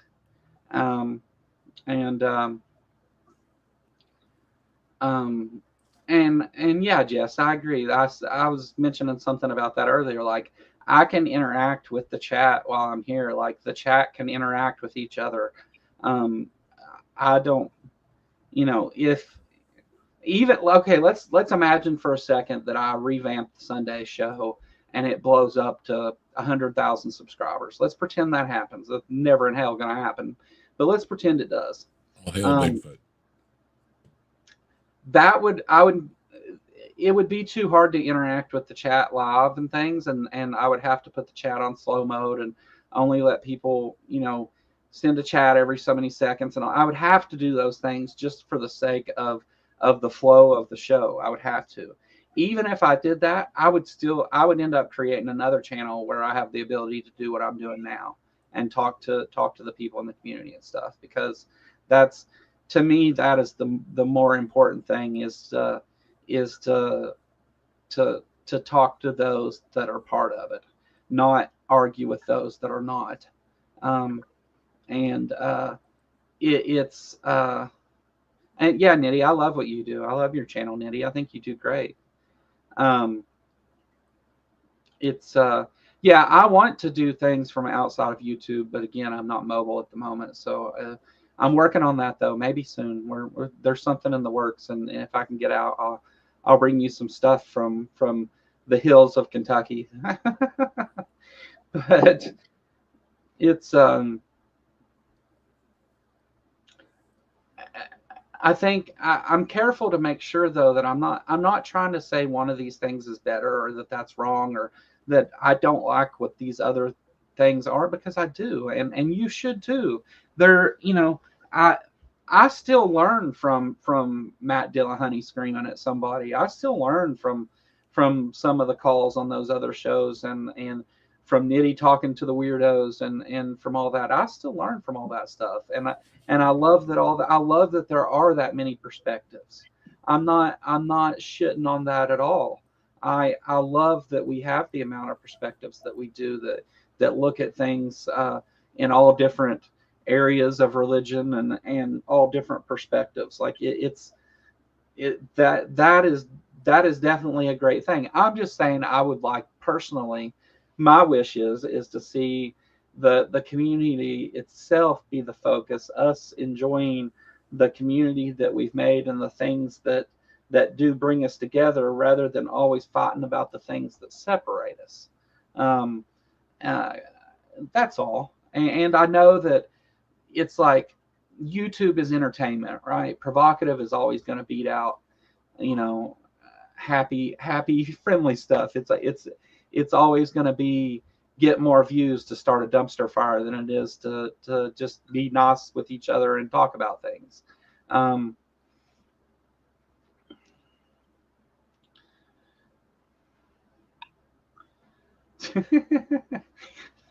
Why Piggy Watch? Why did you think this was whatever, man. To me, see, that shit's funny.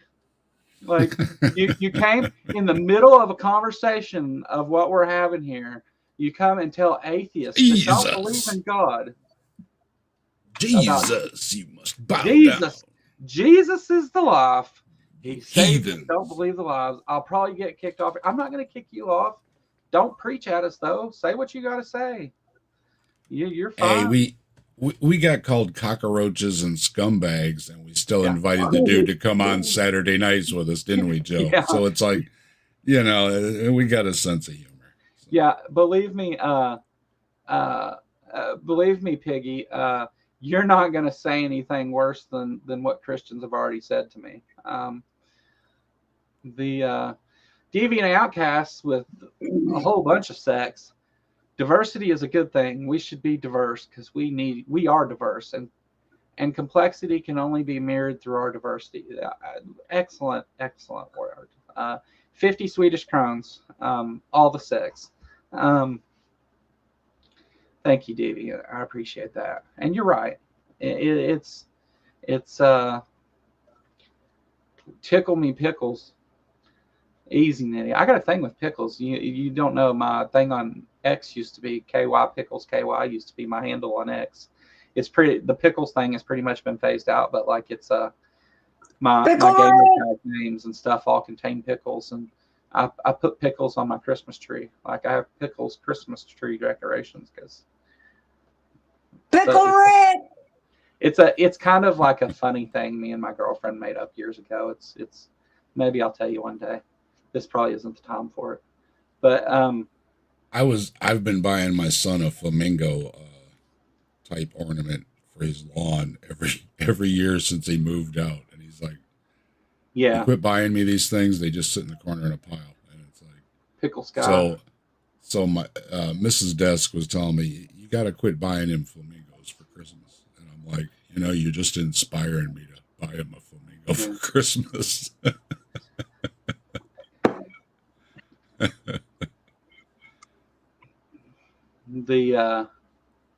It's funny. I think it's funny. Nobody else thinks it's funny, I guess. I get it. It was hilarious. Yeah. It was funny, Dave. You got the job, Stephanie. There it is. You can be the co-host now. Yay! Stephanie, if you want to come be on a show with me, you can come be on a show with me. I'm not. If you really want to do that, you can. I don't care a bit. You want to come? You want me to get a big guest? You want to get R and Raw to come on and you come help me interview him? No one wants to hear me.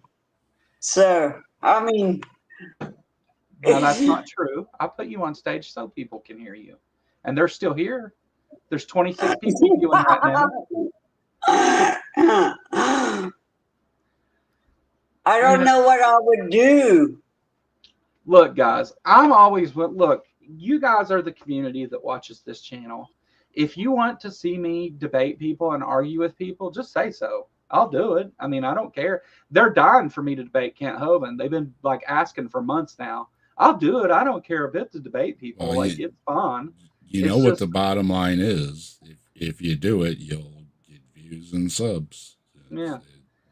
Do you want to do it for that? You got Gotta ask Daryl yourself, Hughes, that's just $5 the thing. super chat. Thank you, Daryl. No message, but thank you, Daryl. I appreciate it. Yeah, and I mean, like, I'm really not interested in Kent Hovind, honestly. Like, I don't care to talk to Donnie if Donnie wants, because I got that message saying that Donnie wanted my email or whatever. I don't care to. Donnie Deals, come on down. Yeah. I don't care to sit down and have a talk with Donnie. I think Donnie believes the things he says. I think he sometimes represents science. I don't think he believes anything. Genuinely, but I think that Donnie believes a lot of those things. So I don't care to sit and have a talk with Donnie. I'm not going to go do it on some open mic thing on his channel just so. He believes that stuff as much as that. He believes that stuff as much as Grandma only drove this car to church on Sundays. Well, I think that. I love giving him a hard time about being a used car salesman. I think that what Donnie tries to do is he just wants. Donnie, I think, understands a lot of the science and stuff, and he wants it to work for him, but it doesn't. So he's biased to the point that he represents the parts that help him and not the ones that don't. So I think that there is some dishonesty involved, but I don't think Donnie's as bad a guy as a lot of those folks. If Donnie and Kent were standing near a precipice, you might not see Kent anymore. Donnie wants Kent's job, I think. Yes, he does. Absolutely, that's what he wants. You should use this platform to help people and make positive impact, not for views and subscribers. That's my 2 cents. That's what we do here, Piggy Watch. I do stuff that irritates me. Something hits me, that's what I do. You never know what I'm going to do. So I've spent most of my time promoting other smaller channels. Most of the time, I mean, I've had other creators larger than me on here, of course, but I try to. I had Grayson on when he had like 100 subs or something. I think Ember got it right. He doesn't understand the science. He's fair at faking understanding the science. Yeah. But, like, I'm willing. I'll sit down and do that. Like, I just don't think that's. The thing of it is, though, is to me, I don't have to be angry to correct people who misrepresent things in science if I understand, if I'm even able to do that. Like, I'm not an expert, but I do pretty well with a lot of the science, especially surrounding evolution and to do with cosmology too. I feel like I'm pretty well versed, but I mean, enough to have a layman conversation with somebody about it. I try to promote smaller channels that are just getting started and that I feel like have great content. There was one person I asked here recently if they wanted to come on and let me promote their channel and stuff. He didn't answer me, so I'm not going to if he doesn't want me to. Which, he may not want to be associated with me. That's fine. You may disagree with. I've put a lot of political views out there, and people didn't agree with those. The other day that I told people to fuck off if they didn't agree, a couple people unsubscribed.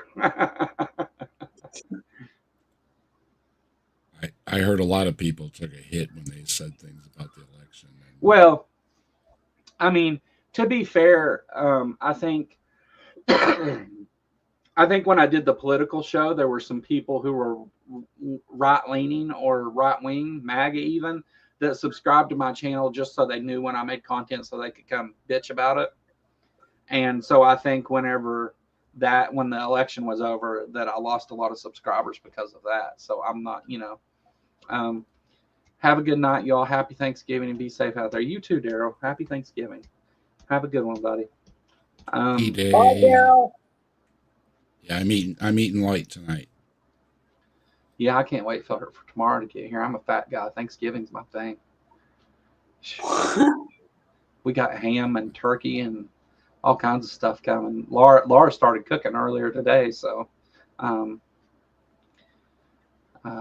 we'll have Thanksgiving, it'll be me and her parents, and We've had the bird in the fridge. yeah, defrosted. yeah. That the bird's in the fridge here. The ham is too. Ready to go. Yeah. How dare you have an opinion? Unacceptable. Yeah.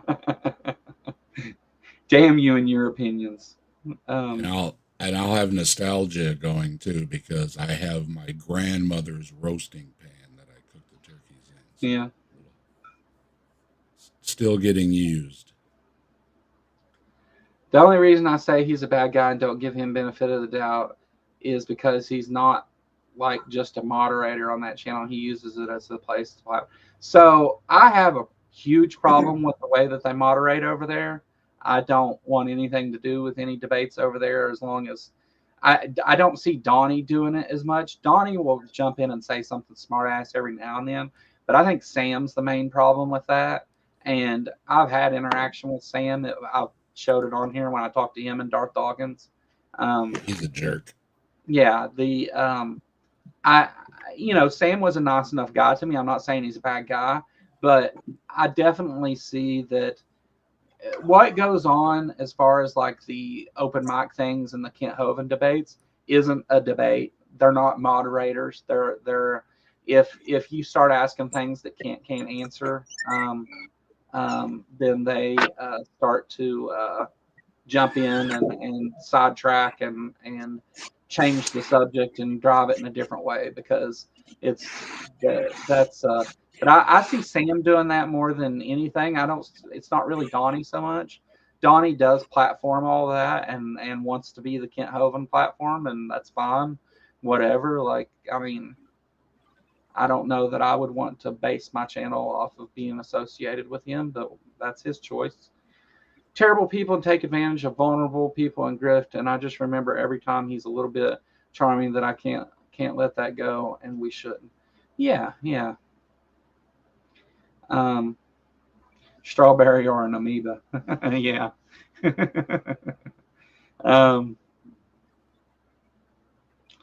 And again, like, if I wanted to debate Kent Hovind, all I have to do is play his shit, like his seminar stuff. All I have to do is play it and respond, because he's not going to say anything different, really. Do you think that God has to fit in our little logic box? Do you think it's okay to have an illogical God? Sorry to respond with a question, but do you think that it makes sense to believe in an illogical God that there's no evidence of? That would be my response. Yeah, I've had interactions with Sam, and who's the other one? Raw Matt. I've had some interaction with him too. I always laugh. You can't tell if Sam is just sitting there that still or if his camera's frozen. Yeah, he is stone cold doorpost. He has like a half smile and just sits there. Yeah, until he says something. You wouldn't even know he's alive. Yeah. If God is a source of Does logic, God have to be logical? I mean, that's a weird thing to ask, isn't it? What's up, Native Atheist? Good to see you. Well, they want to talk about a logical. Get it, Nitty. And then they bring up Noah's Ark and stuff, and it's like, there's your weirdo to have on your channel, Nitty. Sam is truly unintelligent and thinks he's smart. Back on. My talk with Sam, my talk with Sam on Clubhouse, he had me come to some dark corner of social media. That's where I met him and Darth Dawkins. Offer you candy to get you there? I met him and Darth Dawkins in a dark room. But that's scary. Yeah. But my interaction with Sam was, he was friendly. But he was trying to make so for those of you that remember Daniel, it was like talking to Daniel. He was trying to make a philosophy argument, but doesn't understand philosophy. And so it was like, he was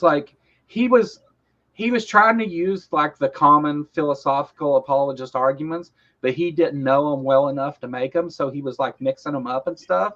And so it was kind of confusing in that aspect because I was trying to just like take him as he was, but he that was kind of his whole bit. He was just trying to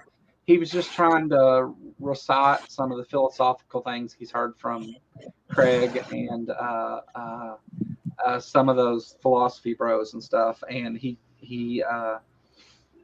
didn't really get very far. He kept the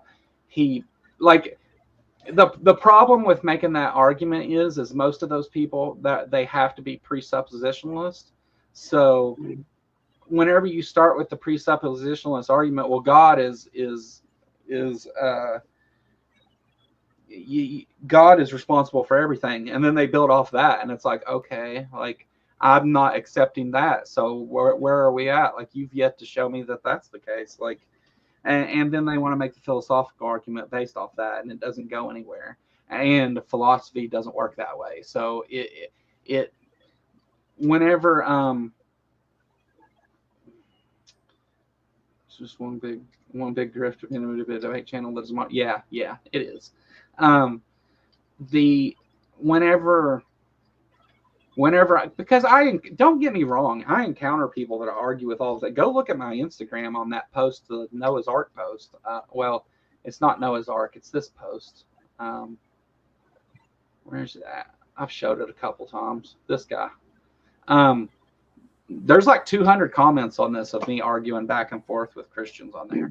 Like, I don't care to answer, like, respond if they want to make a point, but as far as like building my whole my whole personality around like arguing with stupid shit, like nobody that's serious believes that Noah's Ark is the thing. Okay, nobody that's Magic Zoo Boat. Yeah, like it's not just that nobody believes it, it's that we know it's not true. Like, you don't have an argument. So if we're gonna sit and argue about something that's like Dave woke up this morning and made up an imaginary dragon friend and is now, like, gonna make arguments that dragon should be ruler of the world because he made it up. Like, it's ridiculous. And I have a dragon in my garage. I don't care to talk about those things, but like, then we're going to talk about science, like it's on the same playing field. We're going to talk about actual geology versus your imaginary flood that we know didn't happen. Like, and the way that they go about arguing that this did happen is to say, well, evolution sucks. And it's like, okay, evolution sucks. Now explain to me why this is true. And they can't do it. They never have been able to do it. They've never done it. They don't want to have that conversation. Instead, they want to argue the ins and outs of evolution and try and catch you up on something you don't know about it, or some like Donnie's whole thing, getting into endogenous retroviruses and all that shit. Like, he's trying to get into such fine details that he can say, aha, see, you don't know. And the thing of it is, even if you prove evolution wrong, that does nothing for your claim that the Christian God is the ruler of the world or whatever the fuck you think he is. Like, it does nothing for that argument. So for me, like, I feel like I'm pretending whenever I even have those arguments, because I just want to laugh and say that's stupid. But I know that's like, that's not an argument, and people want to hear arguments. But I don't want to make arguments about stupid stuff. Like, I have no desire to sit and prove to you something that somebody just fucking made up. Like I have no desire to debunk Dave's dragon that he just fucking pulled out of his ass this morning. Like, it Giggity. Yeah. Dave has ass dragons. Have you read Demon Haunted World? No. Carl Sagan? No. Because that has the perfect argument against Christianity and, well, theism. Basically, it's beautiful. Yeah. So here's the thing, like, if I come to you and I say leprechauns exist or the tooth fairy exists, let's do the tooth fairy. If I come to you and I say the tooth fairy exists, you can't prove that the tooth fairy doesn't. And like, whatever attributes I give the tooth fairy are just me defining it into existence the way that I see it. There's no just because there's an old book that says this thing is real is no reason. Whenever there's 100 old books that say the same thing about different folks, and there's books that support other religions that are old, and like, just because there's an old book that says it does not give any credence to the claim. So as of this point, Christian apologists have brought nothing other than that. They've brought no actual evidence that a God exists. They've brought arguments. They've brought personal experiences, but they brought no testable evidence to look at. So what is it that, like, once I say, okay, I don't want to argue about the silly made up things that there's no basis for, they have no place to go. And that doesn't mean they're wrong. I can't disprove the tooth fairy. I can't prove to you that the thing you made up doesn't exist. So, but that doesn't give any credence to whether it's true or not. That just means that I can't. You've given me an unfalsifiable claim and expect me to falsify it. And I can talk about the science and things about how the world works. If you say something to me like, well, the tooth fairy created the world, created the whole universe 5,000 years ago, then I'm going to, of course, respond with, well, we know the universe is older than that, so that's not the case. Like, of course, there's that kind of thing. But like, even if the universe, let's say you're right, the universe is 5,000 years old, still you have no evidence that the tooth fairy created it, or that the tooth fairy exists or can exist or did exist or whatever. You still don't have none of that. And so it's just arguments. It's not, there's no evidence. There's not even any reason to believe it's true. I mean, like, unless you want to get into like personal reasons, like, I believe God is true because I can go to church and hang out with my rich friends. Like, you can do that, I guess. Like, but as far as like an actual serious conversation, I don't think there's one to be had. And I'm willing to have it if somebody wants to, but I'm not willing to set and explain evolution to Kent Hovind once again, just so he can say it's imaginary after it's been explained to him 100 times. And then people say, oh, Kent Hovind won, and it'd be a notch on his belt as another atheist he debated. What's the fucking point in that? What good does that do? Like, it's... And my audience is a bunch of people who already agree with me on these points, right? My audience, right.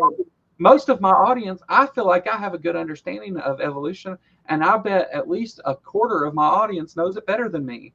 That's why I like Big Bad Mama's videos, because it's just a little clip of Hovind, and then it's over. It's not too much. well, also Big Bad Mama mocks the things that Kent Hovind does. It's not sure there's factual things in there and stuff, but like it's made to, and there's more fun in that for me. I would rather pull up the videos of like, I would rather pull up a video of Kent Hovind and laugh at it than take it serious and argue about it. Now AIG, they do these things where they stand up and they say about archaeology is this and that, and I do like to go through those because they're not arguing God. They're just lying about science. So that's a kind of different thing.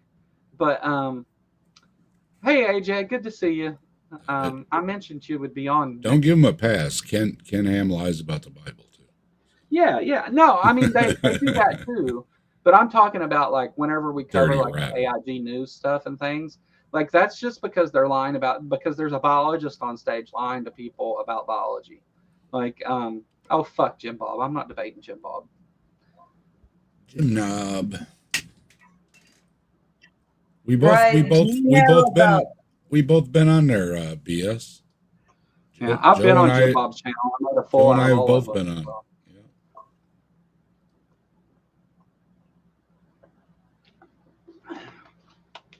If we here we go. If we had proof of God, then faith would not exist. It's our faith in him that saves us. The Bible says in the end days there will be a great turning away from God, and eventually Christians will. And I assume you're going to continue to proselytize. Here's the problem. You're starting. If we had proof of God, then faith would not exist. You're exactly fucking right, and that's the problem. Because faith is one of the most dishonest positions you can have. You want to believe in something in the face of evidence to the contrary because a book says so. Like, why? Yeah, BS. He blocked all my channels. I can't go on there on any of my channels. So. There's faith. Yeah, your argument is because faith. Like the worst argument you could make. Why should we have faith? Why is faith a good thing in the religious sense? Make believe essentially is equivalent to faith, right? Because you're believing in something you either don't have evidence for or you have evidence to the contrary. So you're making yourself believe something that you don't know is true. Why is that a good thing ever? Give me some explanation of when that sort of faith in supernatural beings is a good thing. Because you might be right.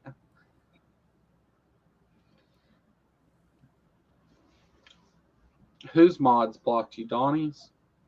No, Jim Bob. I Jim Bob. Yeah, fuck Jim Bob. He blocked me. Great for smug apologists and great for others to see themselves as you may not know they are the only one. This helps. Yeah. I would rather be here as a. I would rather be here as like a safe space for people to come hang out and talk back and forth and stuff.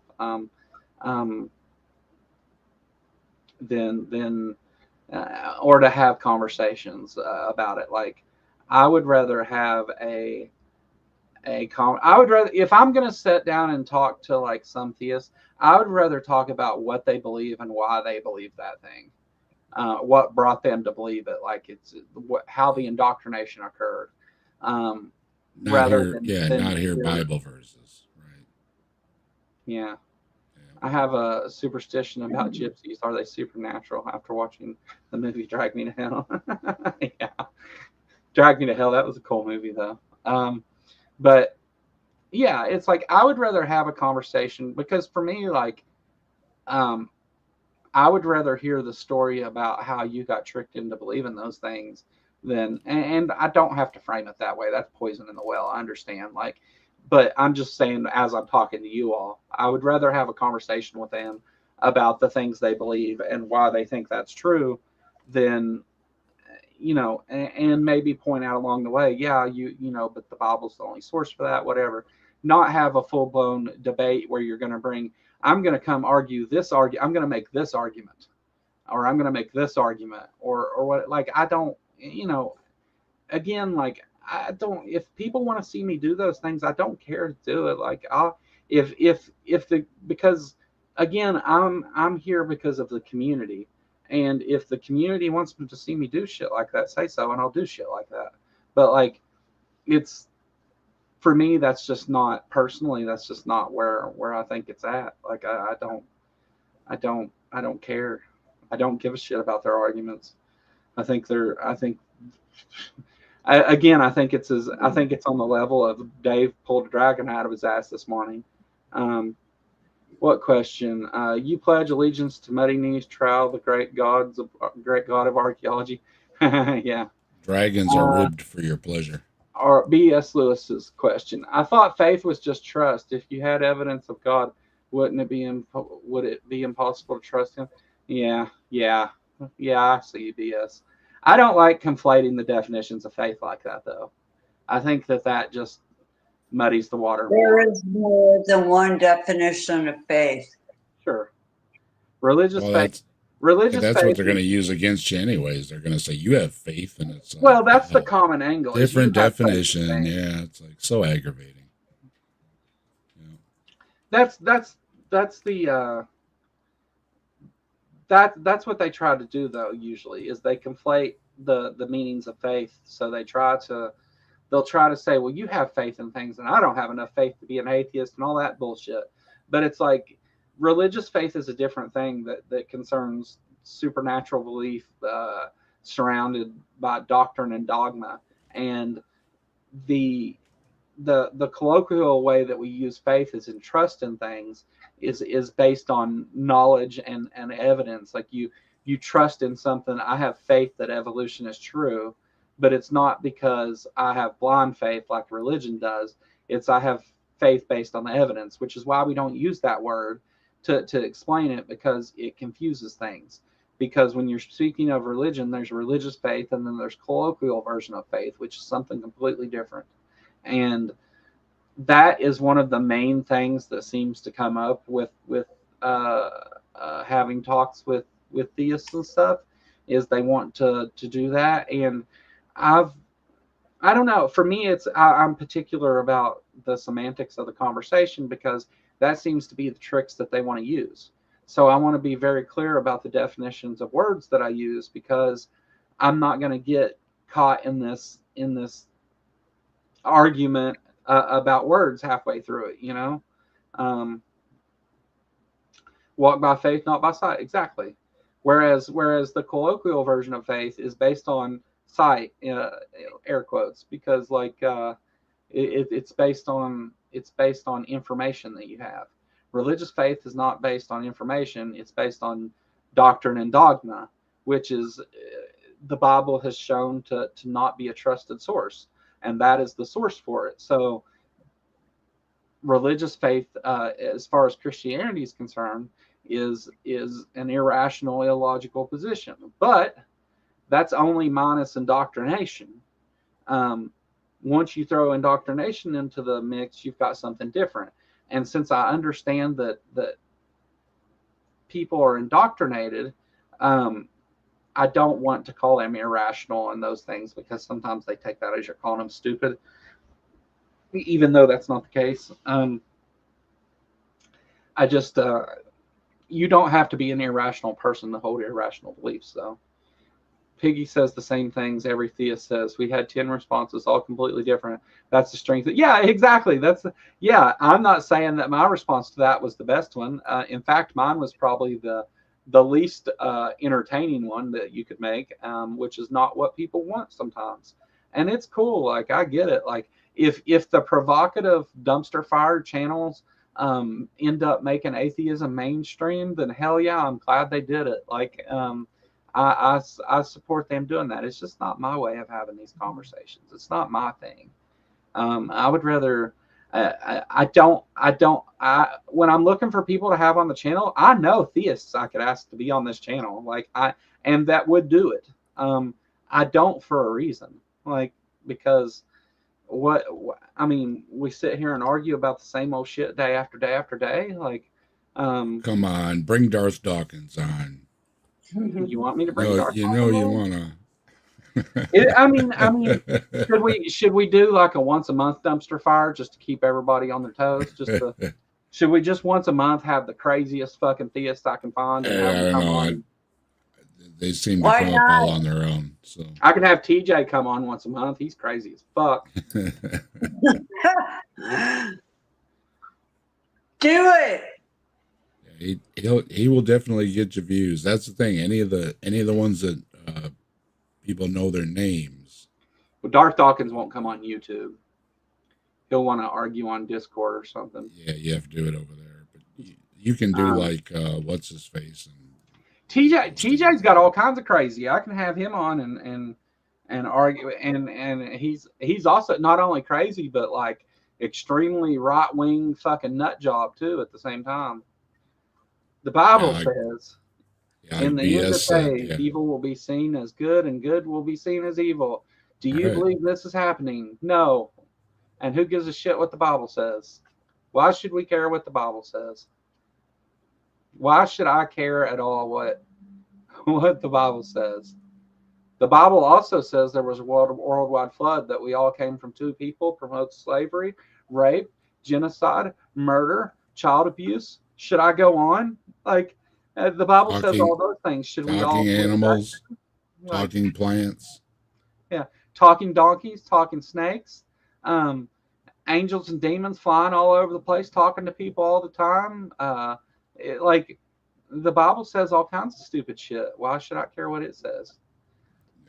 The Bible's the end of days. Evil will be seen as good, and good will be seen as evil. It's just a line. It's almost like a quip, and that's what it's made to be. It's just something for people to preach it at well, it starts at out vulnerable good. people. It starts out good. Where'd everything come from? Well, there's this all-powerful being that made everything. Oh, okay. How do you know about it? Well, read this book, and then you got the Flintstones in there, and it's like, you got to be kidding me. Yeah, that's a good job. That's a good thing, Ember. Have you or BS or somebody come on and argue religion with me every now and then, just to keep me sharp. I don't understand how people believe that God is good, or how they know that their God is not really evil, and evil is not really, you know what I'm saying? I think that at the root of what you're saying is, I don't think Christianity gives you a basis to define good and evil, honestly, other than by the standards that the Bible sets out. And the Bible is a poor source. Now, if we're going to accept that a God exists and all that shit, and then I would agree with you. I think that God is the evil character in that book. Yeah.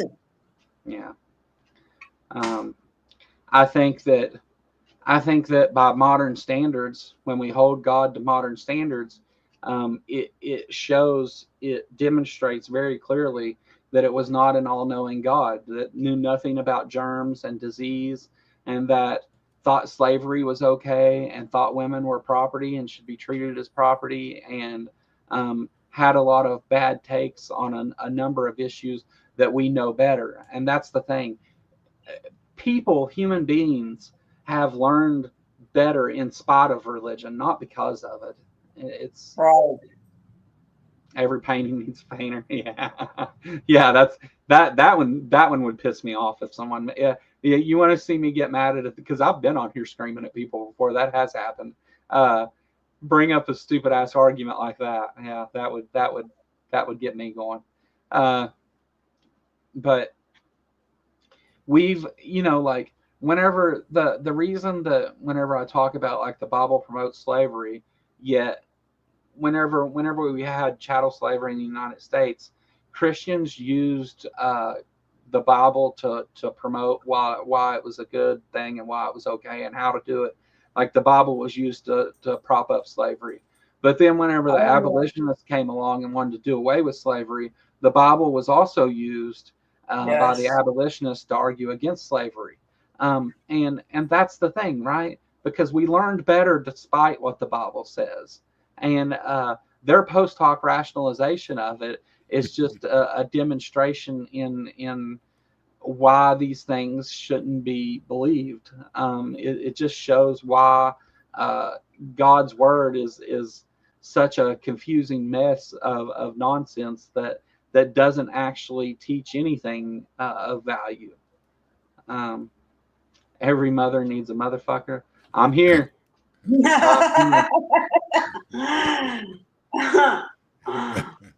I'm here. Instead of debating Hovind, get Bowen to come on as yeah, that'd be funny.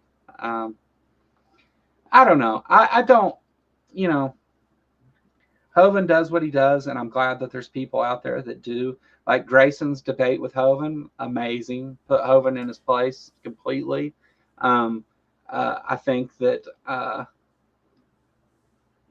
Grayson did an excellent job, and And I'm glad that he did it, because there's people out there that watch Hovind and follow him, and he makes millions of dollars doing it. I think there do need to be people that speak out against the things Hovind says.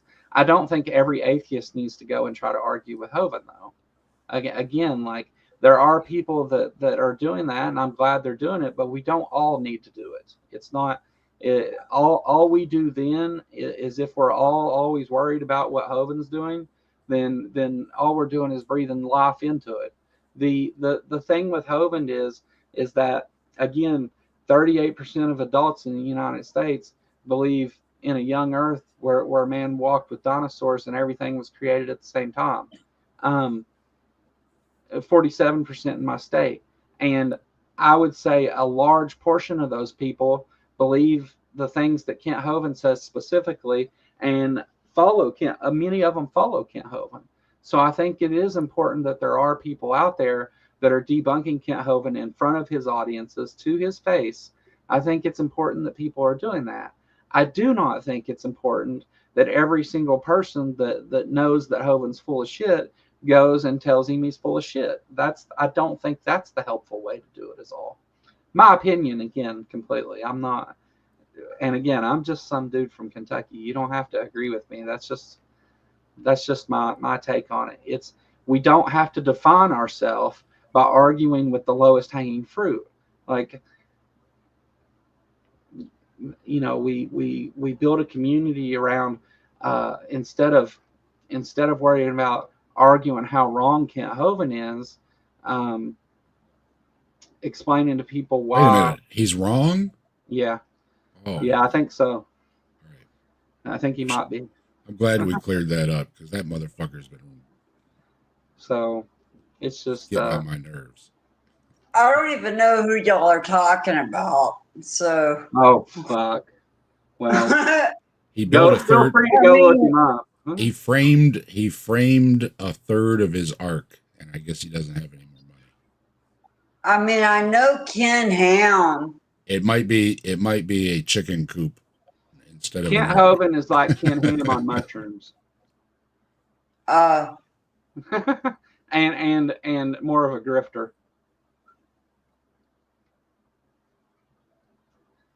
Hovind is he's I'm like not going to get bottom. involved in that, but that's funny. Yeah, he's down there on the bottom. He doesn't even try to be respectable or anything. Yeah. No. He's got all his little cardboard signs hanging everywhere, and Kent Hovind targets the most vulnerable and the most ignorant and the most indoctrinated. Smiling and saying Jesus goes a long way. Yeah. Oh, wait, was he from Westboro Baptist? No. Oh.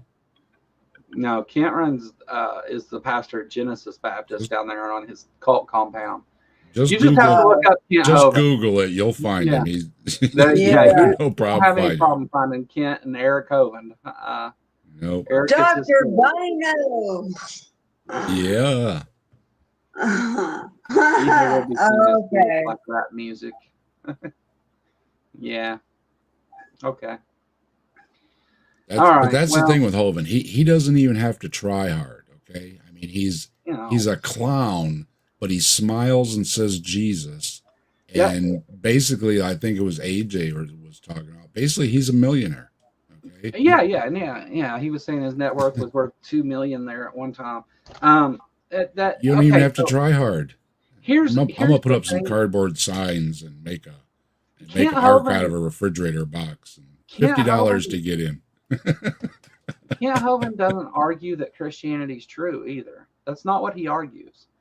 Kent Hovind's whole shtick is evolution is a religion and it's imaginary, and that's your faith in science. That's not science. We don't observe those things. His whole thing is just arguing that. It's not even arguing. It's just sitting and saying, "I don't believe evolution, and it's imaginary." And when you give him evidence and things that support evolution, he just says that's imaginary. Like, Kent Hovind does not talk about he used to talk about the science and stuff. He doesn't even do that now. Now he just says, nope, you're wrong. That's imaginary. And you're the one in a cult. You need to plug our video to Joseph Reynolds about Ron Wyatt. Watch our video. What is on Ron Wyatt? Oh, Ron Wyatt, yeah. Yeah, he believes in all that bullshit. Me and Dave did a Ron Wyatt video. That was a good one. That was fun. In the end, to sum it all up, Ron Wyatt was grifting everyone so he could travel around the world with his lady friend that wasn't Mrs. Wyatt. That's what it came down to. And doesn't it always come down to that, right? I mean, sex or money. Or, right? Yeah. Yeah, so or. You know. So Joseph Reynolds, are you being serious in the chat? I don't know, but he said, he said Ron Wyatt and the blood and I would say so. Everything, and I was just saying that we talked about Ron Wyatt. Science is not proven wrong. My goodness. Science refines its positions on things. Science never told you that anything was an absolute truth. That's not what science does. So that's right. Because we better understand things and then put forth better facts and better information, doesn't mean that science is proven wrong. A proof is a math problem. Show me that. But atheist in a foxhole. But yes, we will enjoy our holiday, and you do too, Piggy. You have a great one. And I don't care that you come and interact. I'm not going to boot you for that. Just don't preach at us. Like, you want to come and talk back and forth, people will talk with you. I think the chat has engaged you in a pretty friendly way. No one's been mean to you or anything. As long as you're not being an asshole, a distraction, or preaching, we're cool with that. I'm living somewhere else, but I was raised in Moorhead, Kentucky, and everything that Ron Wyatt walked through was not bullshit. And if you don't realize that before your judgment, you will. You're wrong. You're just simply wrong. Ron Wyatt was a grifter and a liar, and his stuff has been debunked and shown to be not true. And most of it, a bunch of it's been shown to be forgeries and all kinds of stuff. But you're used to people from Kentucky being plumb ignorant. Yeah. Isn't that what do you call that? You come on and say something as stupid as Ron Wyatt is right about stuff, and then call everyone else ignorant. Joseph Reynolds, since you're from Moorhead, Kentucky, you're welcome to come talk to me about it if you want. You're welcome. Moorhead's right down the road for me. I'm in Ashland. So you're welcome to come discuss that. I will show you that Ron Wyatt was lying. We've already made a video showing all the evidence. Projection, yeah, that's the word, Amber. I'm sorry, I was not getting enough sleep apparently. But the thing with Ron Wyatt is that people that worked with him, that are religious peers, that were all in, have all came out and said they were just basically defrauded out of money. Because he always just needed a few dollars more. Yeah, it's Ron Wyatt's whole, everything that Ron Wyatt claimed has been debunked. Every bit of it. The nurse anesthesiologist that fancied himself Indiana Jones that went around and discovered every single archaeological find in the Bible. Surprise, surprise, he was lying. By taking a Sunday drive in the desert. There it is. There it is right there. Again, Joseph, if you want to come talk about those things, I will talk about them with you. I will have a serious conversation with you. I know we just went through all this stuff about this, but since you're from Kentucky, I will show you the information that proves that you're wrong. I will show you that those things are not what you're claiming they are. Noah's Ark is a visiting center there. There's no ark there, though. Sodom and Gomorrah, you can still, like the sulfur. Yeah, we can talk about the sulfur balls. I can show you that that's not a thing. Again, if you want to come, and we ain't even got to do it live or anything. You can come in a room and just talk with me, and I'll show you the information that shows that those things aren't true. I will prove it to you. Are you just going to keep going on, or are you going to answer me? Ron's, nobody here. Ron's museum is everybody here, for the most part, to my knowledge anyway, every single person here is informed enough to know better than that. Okay, Joseph? So he literally has like paper mache crap in his museum. It's such a joke. Those are the lies you're expressing. You're calling me a liar. I'm offering to show you that those things are not true. Do you want to come and see it or not? Like I said, we don't have to do it live. I'll do it in a private thing. We can do it, we can do it in a room that's not live. The people he ripped off said he ripped him off. I mean, what do you want? I mean, there you go. I mean, you're calling me a liar now while I'm offering to show you the evidence. So I don't know. I think that looks worse on you than me. And I imagine you're going to be. I don't live in Moorhead, Kentucky, and express facts with you, and you tell me they're lies. Why would I need to talk to you and come and see you? I didn't mean you had to come and see me personally. I meant that we could do it over a video conversation on here. And you said you were from Moorhead. That's why I thought that.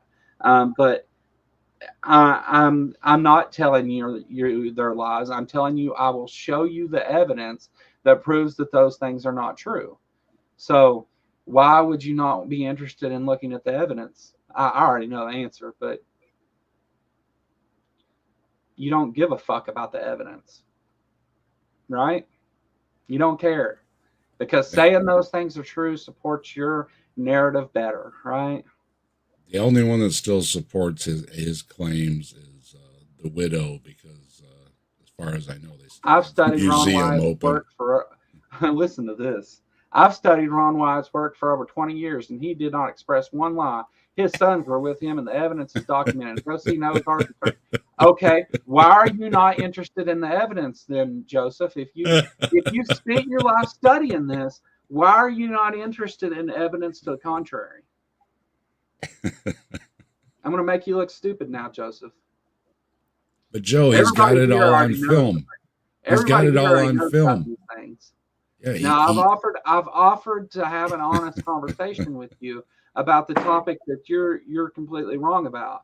What I've learned in the last 20 years, don't claim to be a Christian. I claim to be grafted into. I don't give a fuck. I don't care what you are. I don't care if you're a Christian or a Jew or a Martian. I don't give a fuck. Like you want to talk about the things, the discoveries that were claimed to be science that Ron Wyatt made. Why are you not interested in the evidence that shows that they're not true? And if you've looked at this for 20 years, you've been bound to come across it. You've been bound to come across the statements that prove that Ron Wyatt was lying, and that he was a grifter, and that he asked for money for things and pretended to find things just to get more money for trips and stuff. This is well documented. His closest people have testified to as much. As was one of his top guys is the one that went and peeked down in the hole to get a look for himself, and there wasn't even really a hole. The whole story was made up there. That's like that day that it was like Lupin his right-hand guy. Yeah. Lupin showed up on here and said, well, the moon is this. It was a Kenneth Hovind thing, right? The moon is this far from the Earth, and if we took that backwards, then the moon would be so close to Earth that life couldn't exist and all that. And Mage Grey Wolf came on with the actual math that showed why he was wrong and that it works out exactly the way it's supposed to. And Lupin refused to look. He rage quit and left because it proved that he was absolutely wrong. And the moon recession changes too. That's what they do though, and that's why, like, that again is why should I concern myself with trying to have conversations with dishonest fucks, like, because these are the type of people that want to have those conversations. And it doesn't get them to 6,000 years anyway. Conversation. They want to claim bullshit's true that they know isn't, or that they've persuaded themselves is true because they can't fathom it not being true. I guess. I mean, there's that, but what even if you use the bad math, you get thing, Joseph. You keep saying that, like you started out saying you were in Moorhead, Kentucky, or at least you're from Moorhead, Kentucky. I don't know. I'm not gonna quote it or whatever, but you brought up Moorhead, Kentucky, and your connection to it. Ron Wyatt is a liar. I'll say it. Ron Wyatt was a liar. Yes, he lied. A liar. He lied for money and women. He lied. He grifted people so he could have fun with his girlfriend. He was a nurse anesthesiologist out pretending to be Indiana Jones, and he lied to get money to do it. Yes, he's a liar. Absolutely. I'm gonna have to start drinking on streams, I guess. I don't take it lightly either, because like Joe said, and I think Nitty said, you know, we try to give people benefit of the doubt. With Ron Wyatt, no, he was a liar and a grifter, and he couldn't produce anything he claimed to have found. Nothing, not a thing, except for literally paper mache stuff in his museum. It's laughable. It is seriously laughable. Yeah. It's like the Mexican aliens thing they had, remember, last year or so? And it turned out, they were some chicken parts thrown inside of some paper mache or whatever. That's how cheesy Ron Wyatt stuff is. Why? That's a good question. Why does he keep calling him Ron White instead of Ron Wyatt? It's Ron Wyatt. Whatever. Waste of time. Yeah, it's only the family that still supports him, because they, as far as we could find out, they still run the museum. I don't. Nobody else. Nobody else. This is one of those things.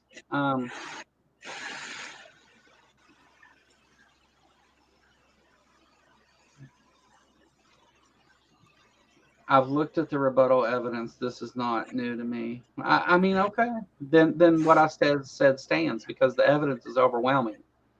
The evidence, it proves beyond any shadow of a doubt, plus all the items that they have tested that Ron Wyatt did bother to show, like some of the papers and stuff he claimed to find, those were all found to be fake. They had to take them out of the museum. And his claims of having permits and doing these digs and everything and stuff. Yeah. Israel doesn't have any record of that, and they keep records of that. You just don't go dig wherever you want over there. So I mean, how can both of these things be true, Joseph? That Ron Wyatt's closest confidants say yes, he was asking for money for digs and there was nothing there. He was making it up. Like, how can they say that? And at the same, and Ron Wyatt openly admitted he has no evidence that any of these things are true. When put in front of a crowd, he said, "I have no evidence that any of these things are true." How can you reconcile those things? That's the problem. You've looked at the rebuttal and your bias stands because you're willing to believe in the face of evidence to the contrary. Congratulations. Well, and ultimately, he never found Bigfoot, so he's obviously a fraud. Yeah. He claimed to find the blood of Jesus, never produced it. Claimed to find the mercy seat, never produced it. Claimed to find the Ark of the Covenant, never produced it. Claimed to find Noah's Ark, never produced a shred of evidence. The place that you're calling Noah's Ark, they set it up to get money from stupid Christians, is what they did. It's a natural formation, and you can find them all over the place. Go on, your favorite Google Earth type app or whatever, and go looking. You'll find that teardrop shape often, because when the material has a different density to it, The flow goes around it. You get that teardrop shape. You'll find Noah's Ark rocks all over the Are you really a mountains, flat anywhere earther? you go. Are you really a fucking flat earther, Joseph? Yeah, must be. You might be dizzy on the so-called spinning ball you think you live on. Somebody's slow or they're trolling, one or the other. I'm using talk text with a hillbilly accent, so whatever. Yeah, I don't think that. This is how you get Trump. Yeah. This is how you end up with. This is how you end up thinking that a fucking. With all the dissecting that's been going on and everything over the whole thing, and I don't Are you a want to Trump get into supporter, it. Joseph? Ultimately, I mean, we know in this community, like Joe was just quoting, the numbers of the poorly educated in this country is alarming. And Trump famously said he loves the poorly educated. There you go. They tell you right to your face. Yeah. I mean, one of his number one things is to destroy the Department of Education. So he appointed Linda McMahon of WWE fame to cover it. I voted for Trump and my crypto stocks are going up like crazy. Oh, good.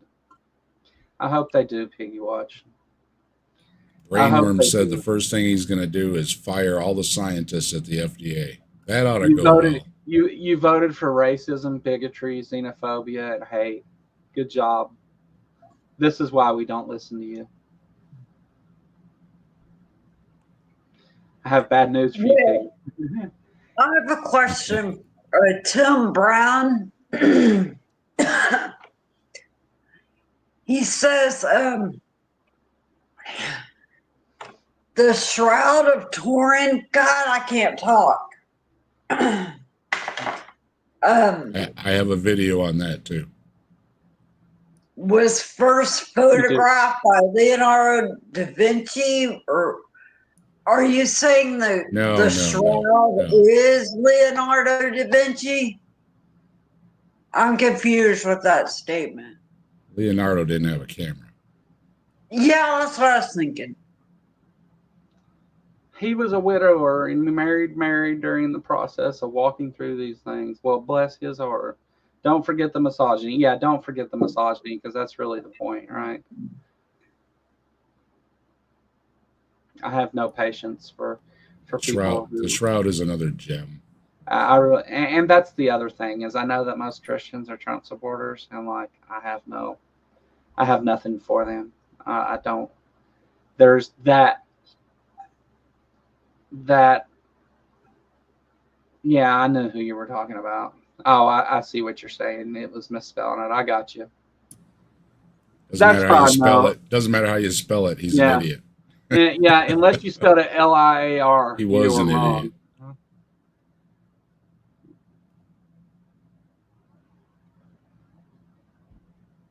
I'm native and I love Trump. He hasn't done nothing bad to affect my life.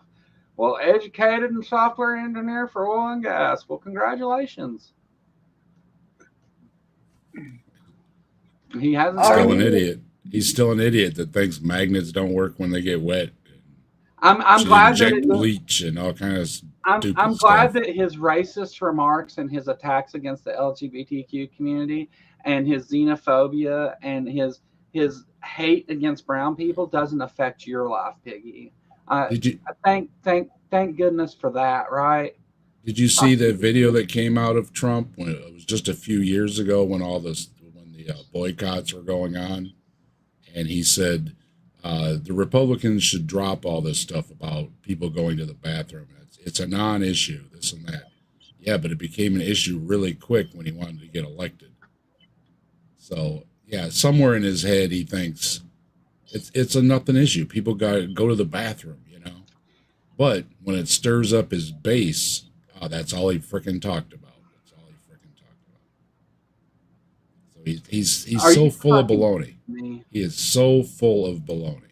Joseph Reynolds, no wonder you believe that shit's truth. The bar for you to believe things is that somebody was digging and they said it was true. His sons that were in on it said it was true. There's also lots of folks that testified that they planted evidence so that they didn't really find anything that were there. So what about that? Why do you not believe that? Go to your favorite internet search engine. He never gave look evidence up of any of that Israel. stuff. Then there's sorry. There's whoever's in charge over there. They've put out statements that said there's no evidence that Ron Wyatt was ever issued permits anywhere over there to do anything. The only thing they do is for some of the folks to keep them so-called busy work, they'll let them go through piles of old rubble and stuff, and it helps the city clean it up, right? I'm just saying I'm educated. But, Again, like there's no record of him getting any permits anywhere. If you can find where he had one, let us know. It doesn't speak any better of you to say you're educated and voted for Trump. It's worse. Like you're educated scary. That's scary. And you support someone who's a racist piece of shit Nazi. Like you're educated and you probably have an understanding of what our country is based on and voted for an authoritarian dictator. That doesn't help you any. It hurts you.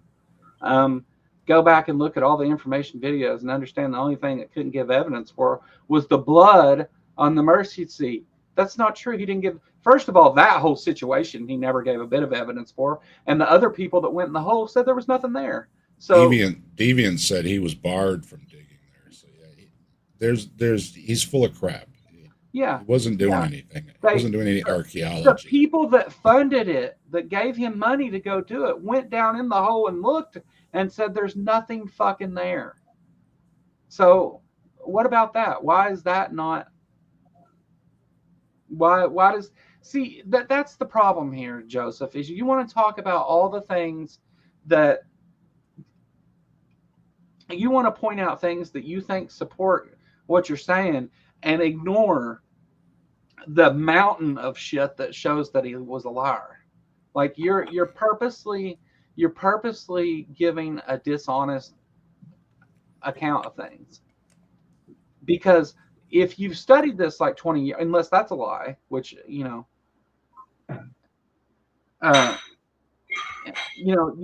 say that you studied this for 20 years, then you would know, and you say the rebuttals to it, then you know that the actual witnesses that went and looked at the thing says it's not true. The same with the Ark.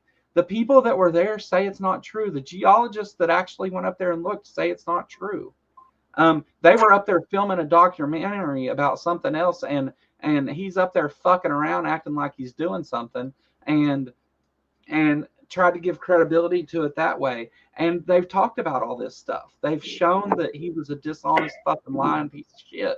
Like, but you don't care about any of that. You care because he said, I said I found a thing. And my sons that benefited from it financially, they agree. Go ahead and block Joseph. Fucking, we ain't gonna do that.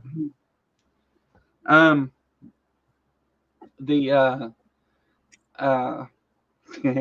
right. That's all that. Let's wrap this up today. We can end it with that kind of nonsense there. Fucking idiots. Why do we live in a country full of goddamn idiots like this? This is the problem.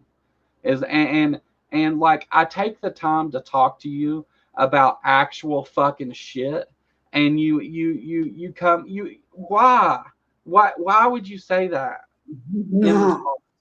I'm not even going to repeat what you said, but why? Like, I take that, like, that's what I get for doing that. My bad. And this is why eventually, and we're working on it. Believe me, I'm working on it. You people will be treated like the fanatical pieces of fucking shit you are.